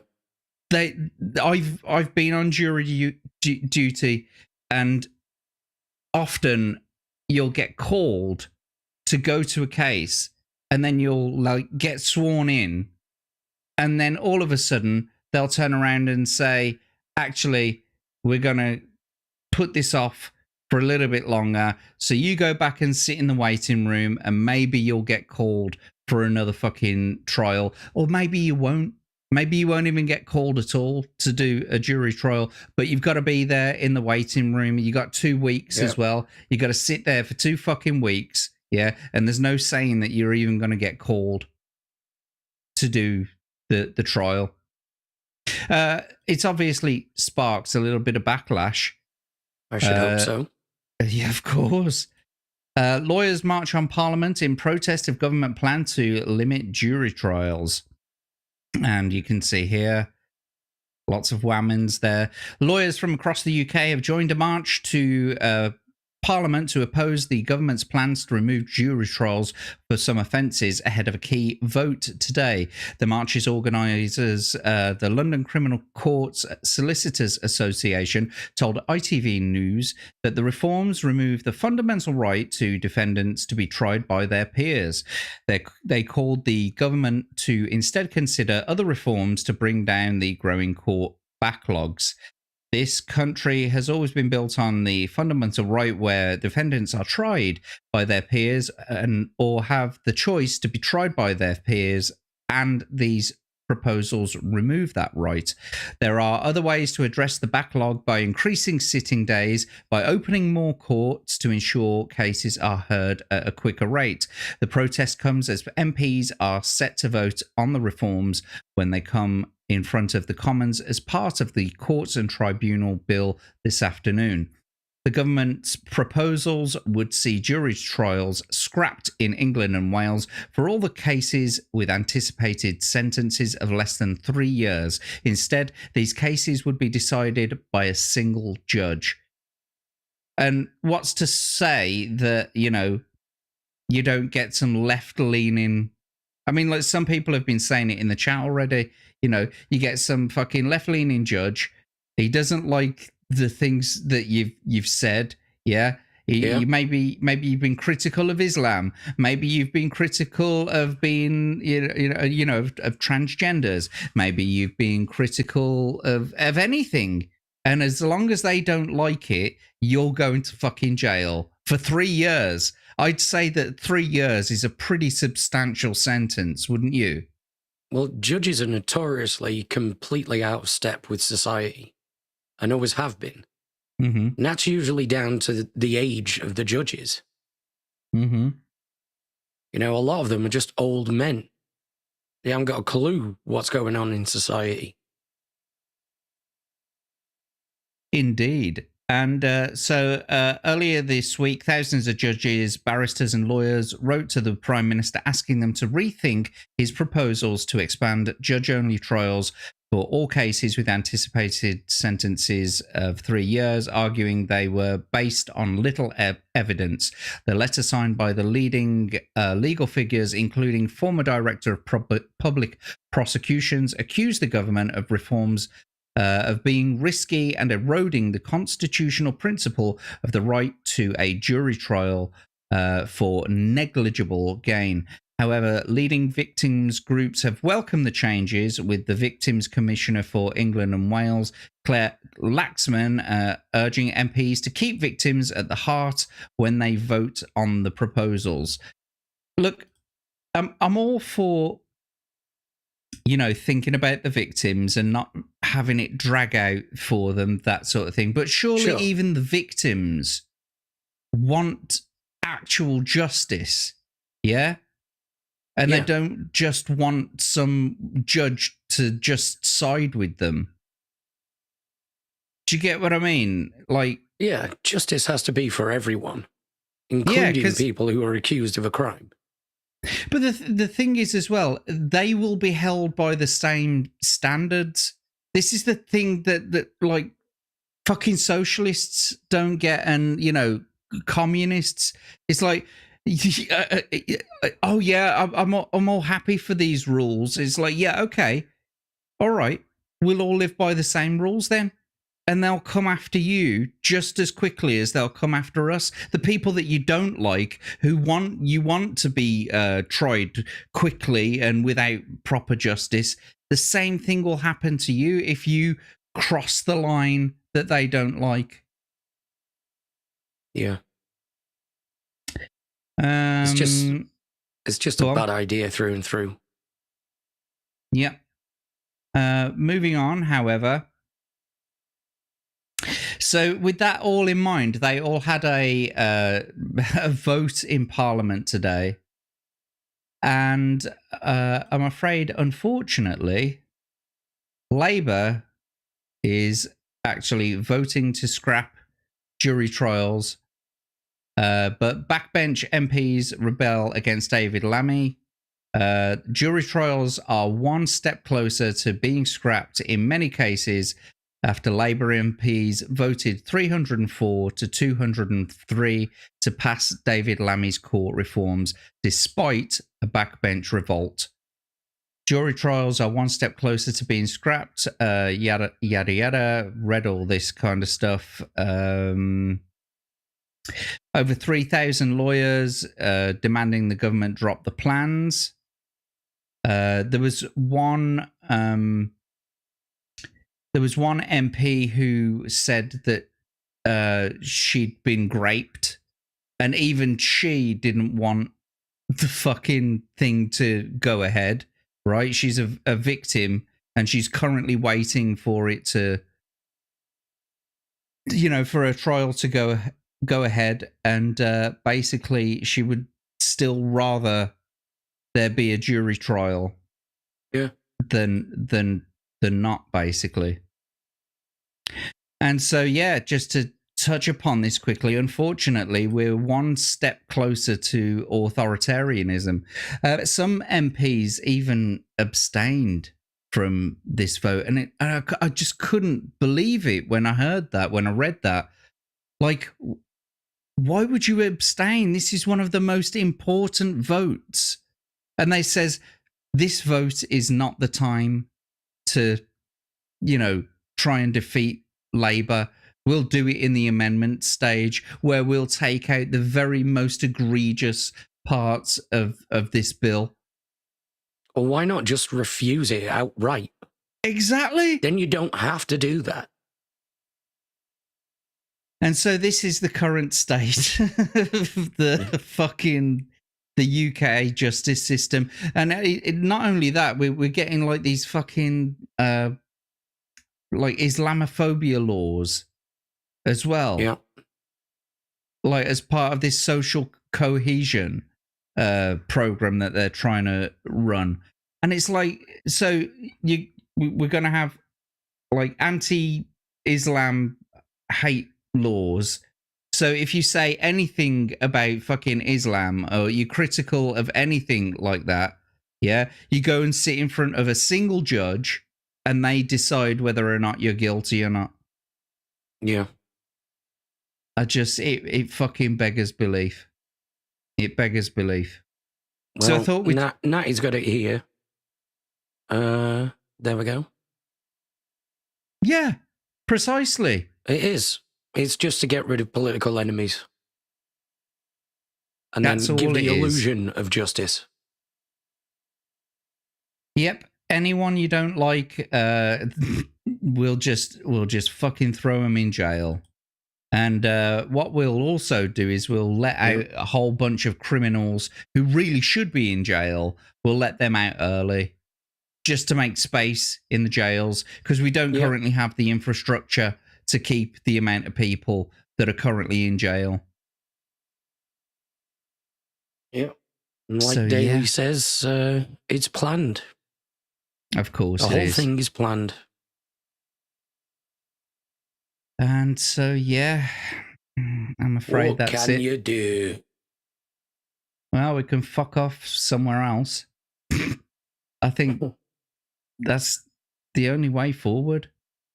Right, so yeah, we've touched upon that. We're going to take one more very short ad break, and then we're going to get into our favourite game, What's Behind the Hole, and some memes, I think.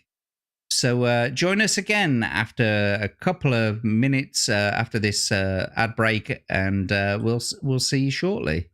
Bye-bye. It's all bollocks. Arthur always tells his friends how irresistible he finds cat-meat. With its delicious meat in jelly and no added cereal or fillers, it's the only one he'd recommend.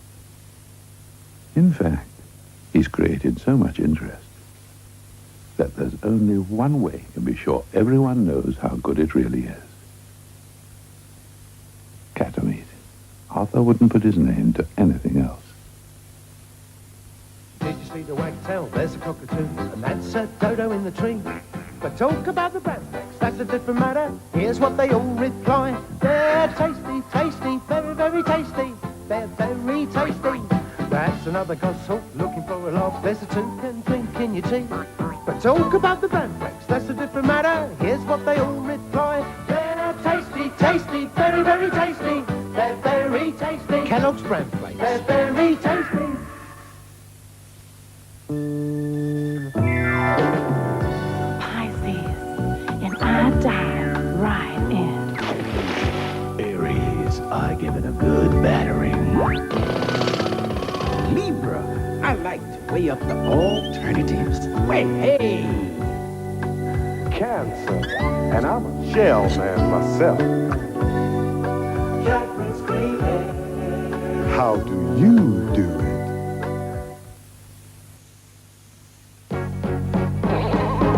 Made with pure sunflower oil and has a taste that will make you shine.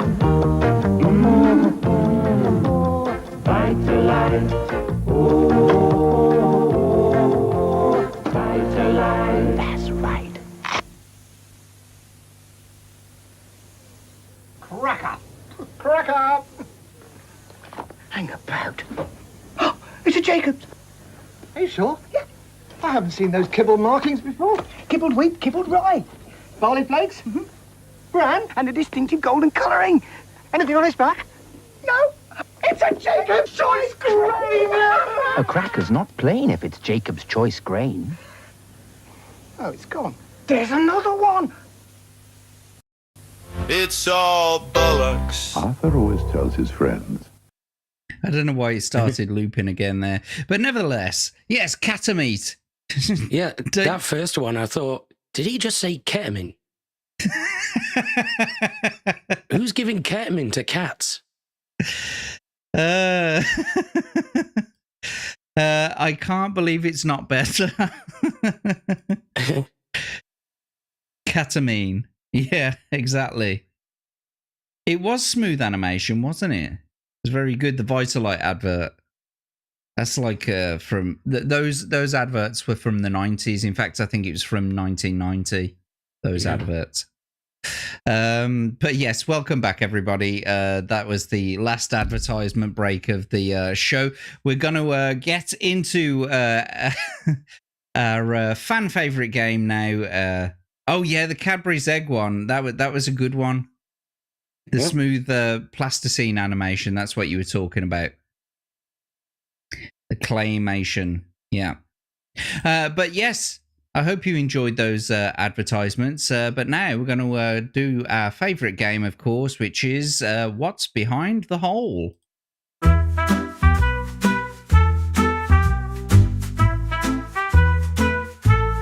What's behind the hole? Yes, hello and welcome. It's What's Behind the Hole, of course, the game where you have to guess what is behind this hole right here. Hello, it's me. And today we've got 4 choices for you, and you've got until the end of the music to guess what is behind each of these hole things. What's in Abe's hole this week? It's a very good question. Damn it, Steve. But yes, we're going to get straight into it because we are running low on time. So let's pop the image up, and you've got until the end of the tune to guess what it is. So best of luck to everybody. Here we go. Okay, very colourful. It's quite colourful. Oh, what's that there? Oh, what? That looks like a shamrock. I refuse to play. Why? I got so angry last time.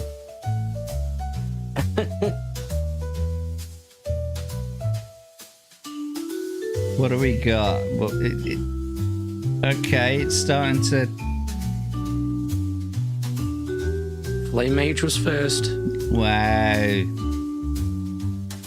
They are pretty quick this time with this one. Maybe I made this one too easy.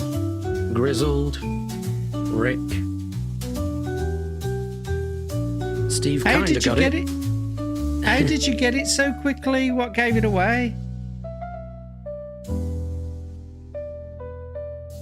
Well done, everyone.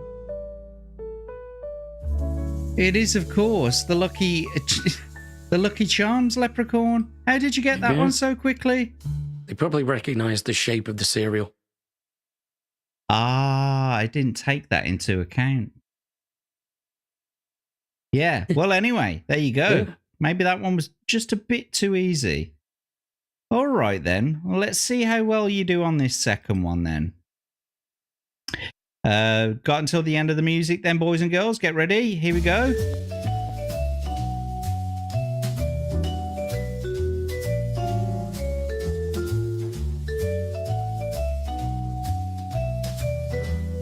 It's Ed Sheeran. Think he means for the leprechaun.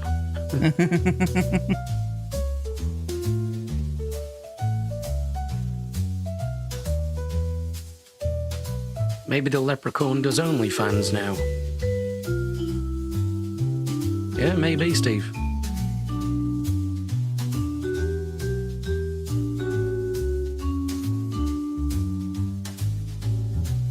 It's that bloke with his pies. It's Samantha O. Fox. It's Elton John. He always says that, though. It could be, though, because of that hat. Is it Barry Manilow? No, the nose isn't big enough. And he's telling a woman she's shit.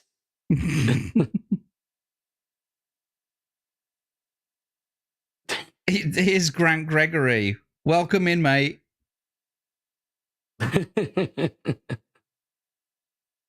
It is, of course, Bernard Cribbins selling his Fray Bentos pies. Doctor Who fucking cares. Is it Sam Jackson? Jesus. It's good, but it's not right. It's not right. Okay, we got another one for you. We got a third one for you here. Let's see if you can guess what this is. You got until the end of the music. Here we go. Let's get it on.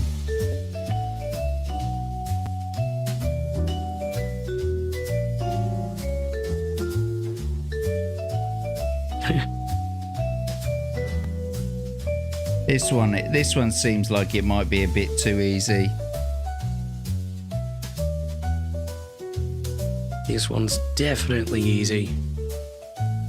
You should all be screaming out what this is.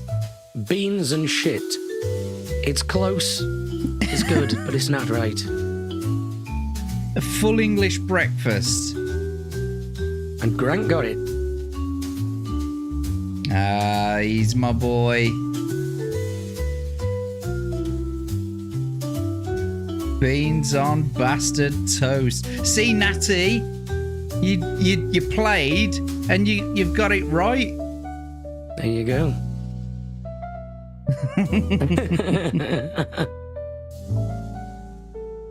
Exactly, and that's why we included it.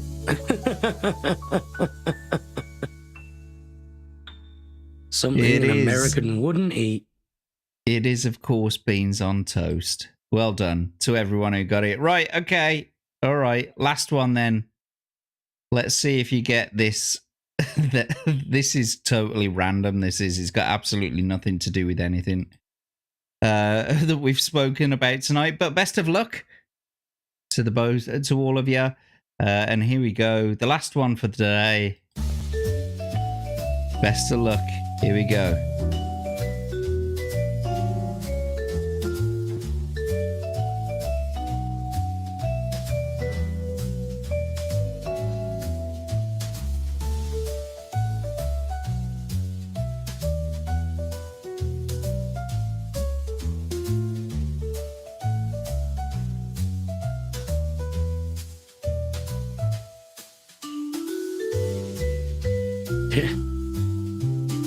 Is it Abe's face reveal?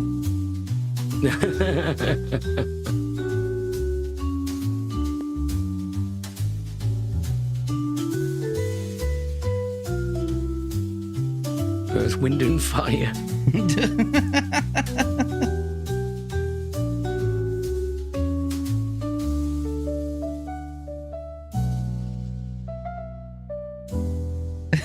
None of them are Asian. Come on then, I want the name. Who is it? It was Grant and Butcher. They got it at the same time. Oh, good job, guys. Well, yes, that was the last one for today, and you got it right. It's the Village People. The Village Perverts. No, that would have been me. It would have been. That would have just been this. It would have literally just been me behind the hole. Something an American would eat.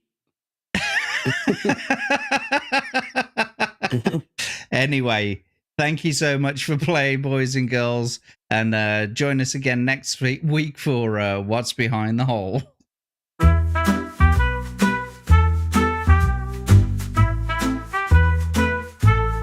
What's behind the hole? Oh, we love that game. We have a laugh. We have fun times. We have yucks. And shit. I can only It's type fine, so Crimson. fast. Christ on a bastardine bike. Don't worry about it, mate. It's just a bit of fun. It's only a little bit of fun. Right. It's just a load of old bollocks. Don't worry about it. It is. The whole show is a load of old bollocks. We're going to get into some memes now, I think. You know, let's lighten my mood and get into some memes. So, yeah, we were going to... We'll only do a few and then we'll call it. Yeah. A few. A good few. Right, here we go. So, let's get it up. That's what she said. Giggity. Right, here we go. Get her on the scene. Pick her up. Abe's got 12 other streams to do today. Here we go. I'm so fucking stressed out from running my pet lizard's Instagram account. I'm about to have a nervous breakdown. I told my therapist, she said, we'll take a break from your pet lizard's Instagram account. I said, I can't. It's my sole source of income. I have to post a fucking photo of the lizard every day. Every fucking day. 4 or 5 reels with the lizard, playing with him, whipping his arms around in the air, throwing him in my little tiny apartment. It smells like lizard piss. Oh man, the drugs I have to inject in that lizard just to wake it up, just to get it moving for the day. I pumped all my money into this fucking lizard. My fans will comment stuff about how the work I'm doing is important, bringing the attention of the lizard community, or bringing the lizard to attention, lizard issues to the forefront. Piece of shit fucking lizard. I hate that fucking lizard. I hate that fucking lizard. Do you ever have those problems with content creation, Abe? No. you don't ever get so worn out with the content creation that you know, you're dead inside. Well, it doesn't affect you when you've been dead inside for a long time anyway. So okay, so if you can make head nor tail of this video, then I applaud you. But here we go. I don't know if you've seen this one yet. How did this happen? We're living in a nightmare, Danley. Well, what are people saying? One man was saying, help, help, help, I'm burning. You there with the microphone, help me, I'm in the car burning, help. Fascinating. Keep us posted, Ryan Lee. I'm going to go to lunch. If you're just joining us, nothing matters anymore. We sent Megan Lee Fox to investigate. Megan Lee. You're live, Megan Lee. What? Never mind. We're going to go now to a parentless bird. This bird has no parents that we've seen. Its life is in shambles. When asked, the bird had this to say. Speaking of birds, let's check in with our eye in the sky, Timothy Chalamet. Timothy, how's the traffic looking? There's zero traffic up here, Danley. That must be nice. I'd love to get my Dodge Camry up there. The heavens are empty. The war in everywhere continues to rage on. We go now to our war correspondent, Pedro Lee Pascal. Pedro Lee, what can you tell us? The Applebee's is closed. Like? It's not open. You can't get in no matter how hard you scream. Where are people getting their food from? Seems like they're dealing with a quick life-ending explosion. Let's take this moment to go to a commercial break. Are you old? I'm old and ashamed. You should be, and for $1,500 a day, you can be the parent to this bird. You'll receive this commemorative Iran-Contra affair tote bag. Call 555-BIRD-DADDY, because birds need $1,500 a day, too. And we're back with breaking news, a huge discovery just off the Gulf of Water. Let's send it to Dimly Moore. Dimly. Stanley, you are not going to believe this. I don't. The cost of life has doubled in the last 7 seconds. To make sense of this, let's bring in our financial advisor, Jaylee Z. Jaylee, what do you tell a single mom of 9 in Idaho who's just trying to pay her bird bill? Does she smoke? I don't think so. Yes, too bad. Rolling right into sports, here's Morgan Lee Freeman. Stanley, I feel I need to take this sports moment to address the truths that people are accusing me of. Think about it. If I did what they say I did, then how come I'm denying it? This is a total witch hunt. And I am the witch minding my own business, doing my witch things, and I will no longer hide that part of my life. No, sir. God, I love sports. It just kept going. It kept going. Right, here we go. This is some Arab comedians mocking the ceremony for appointing the next supreme leader of Iran. Oh, yeah. سلام سلام مستر اختك غير واحد والله ما اخر رجاله ما بعد طب اغطي وجهي سلام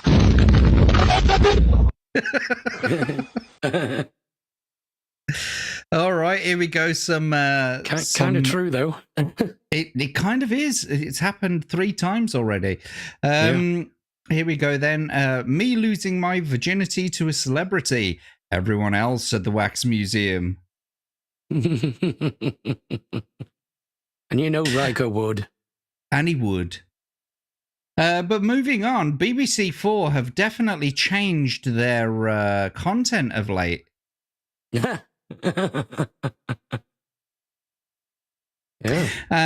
When Domino's said they'd be 45 minutes, but it's been 50.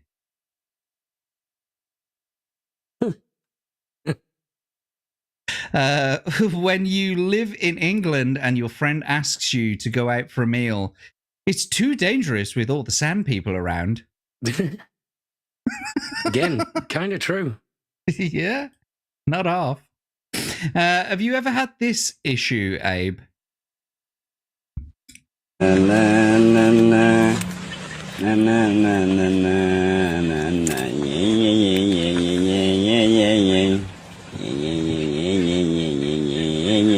Fucking hell.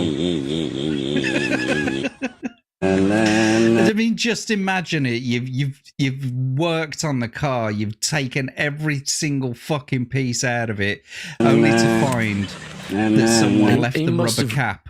He must have wanted to off himself after all of that.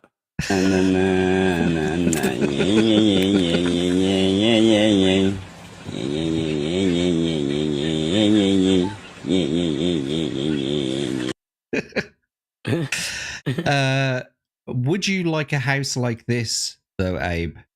When they pick the wrong house. When they pick the wrong house, wait for it.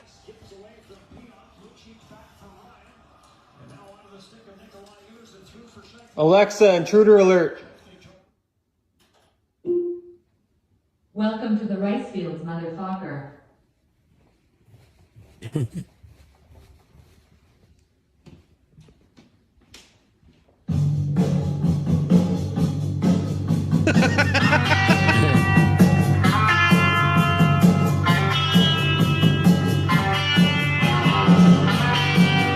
When they pick the wrong... Classic. That's a good one.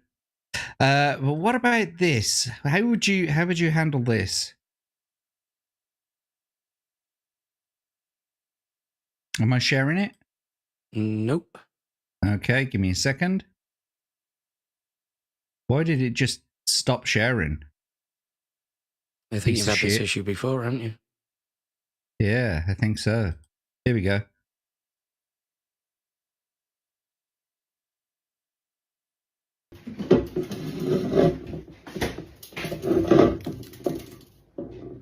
Beto, tú eres tonto. ¿Qué? ¿Tú eres tonto o qué? ¿Por qué? ¿Pero cómo te va a caber así? ¿Tú qué tonto? ¿Y cómo cabe? ¿Ah, sí? ¿Y a qué? ¡Ahora lo tapas! ¡Atontado! ¡Atontado yo! Así. ¡Ah! ¿Pero qué manera de destrozarlo? ¿Pero no te lo he dicho que se pone de la otra manera? ¡Estoy ya guardado! ¡Joder! Tú eres tonto. Para mañana. And this final one from me, at least. Share this tab instead. New vid. We can finally hear the silent alien's thoughts. You remember this episode from Star Trek The Next Generation where we've got the non-verbal Reaver, who's a ambassador and needs to sort out some shit. But the whole time he's thinking, don't look at Troy, don't look at Troy, don't look at Troy. Well, we're going to find out exactly what he was thinking right now. Here we go.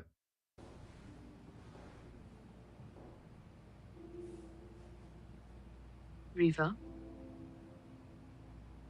I'm going to take off my underpants. Stop! You will also take off your underpants. In front of my free friends. We should all be free of our pants and our woes. I am looking forward to learning more about your lumpy bits. I'm flattered. I, too, am looking forward to learning more about you. Yes, you are. There are aspects to Riva which we've not been informed. Yes, lumpy bits.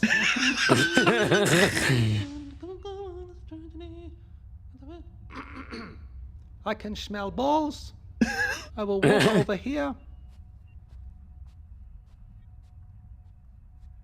Now, may I present my Hands first... up and around. Now shut up. Who is this fine specimen? This is my first officer, Commander Riker. I want to touch you here now, and then later further down we will go. If you wish, I'll have you conducted to your quarters. Commander Troy, your finger and my finger will be together tonight, if your captain will allow it.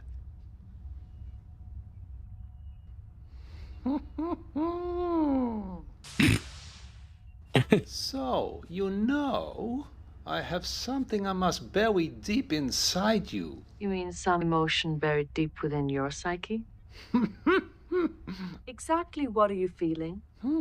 I am feeling that our lumpy bits should touch. I'd like that. You would. Now, I have a beard.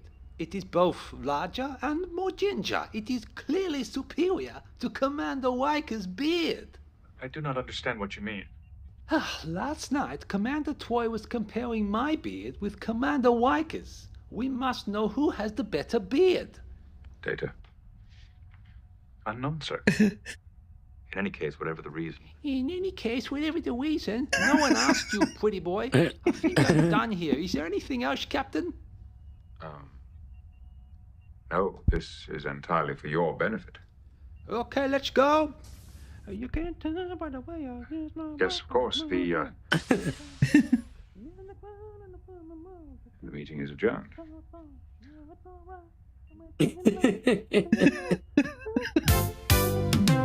No one knows what's inside his head. He never lets anything go unsaid. He could mediate a treaty when peace talks at bed, but he'd rather take an empath to bed.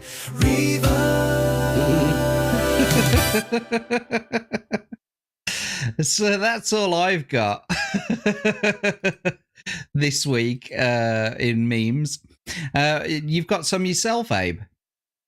I've got a few, but I think I might just save them for the chinwag now. Okie dokie. We can call it there. Oh, well, I hope you all enjoyed that, boys and girls. No. Oh, sorry. We were both doing that at the same time. What was the one that you highlighted? Right. Is it Bowie Quickie? Well, anyway, boys and girls, it has come to the end of the night now. And so before we say goodbye to you guys, we are going to tell you exactly what we're going to be doing for the rest of the week. So, Abe, why don't you tell the lovely people out there what you're going to be doing? Home Day Chinwag tomorrow, Stargate streams on Thursday, then my usual weekend rotation, and then back round again next week. Check me out everywhere Abe's Gonna Get You. Check out my Twitter. And that's it. Excellent. And I am, of course, Jack Tarlad. You can find me on Twitter at Jack Tarlad. You can look at my link tree in my bio there. It's got all of my links. Most of them are just Jack Tarlad, except for the Read and Roll one. Tomorrow, Home Day Chinwag, as you know. Thursday night, we've got Read and Roll at 10 o'clock British time, which is currently 5 p.m. Central Time in Americas. We've got this week Horror Amarata, who's coming back after a year of absence. I can't believe it's been so long. She's gotten married in that time. Don't miss out on Horror's game tomorrow. It's Minecraft streams all week. I've got some premium content to do, so look out for that. Monday, it's week 3 of Chat Battle on at 10 o'clock British time. Again, 5 p.m. for you American Centralers.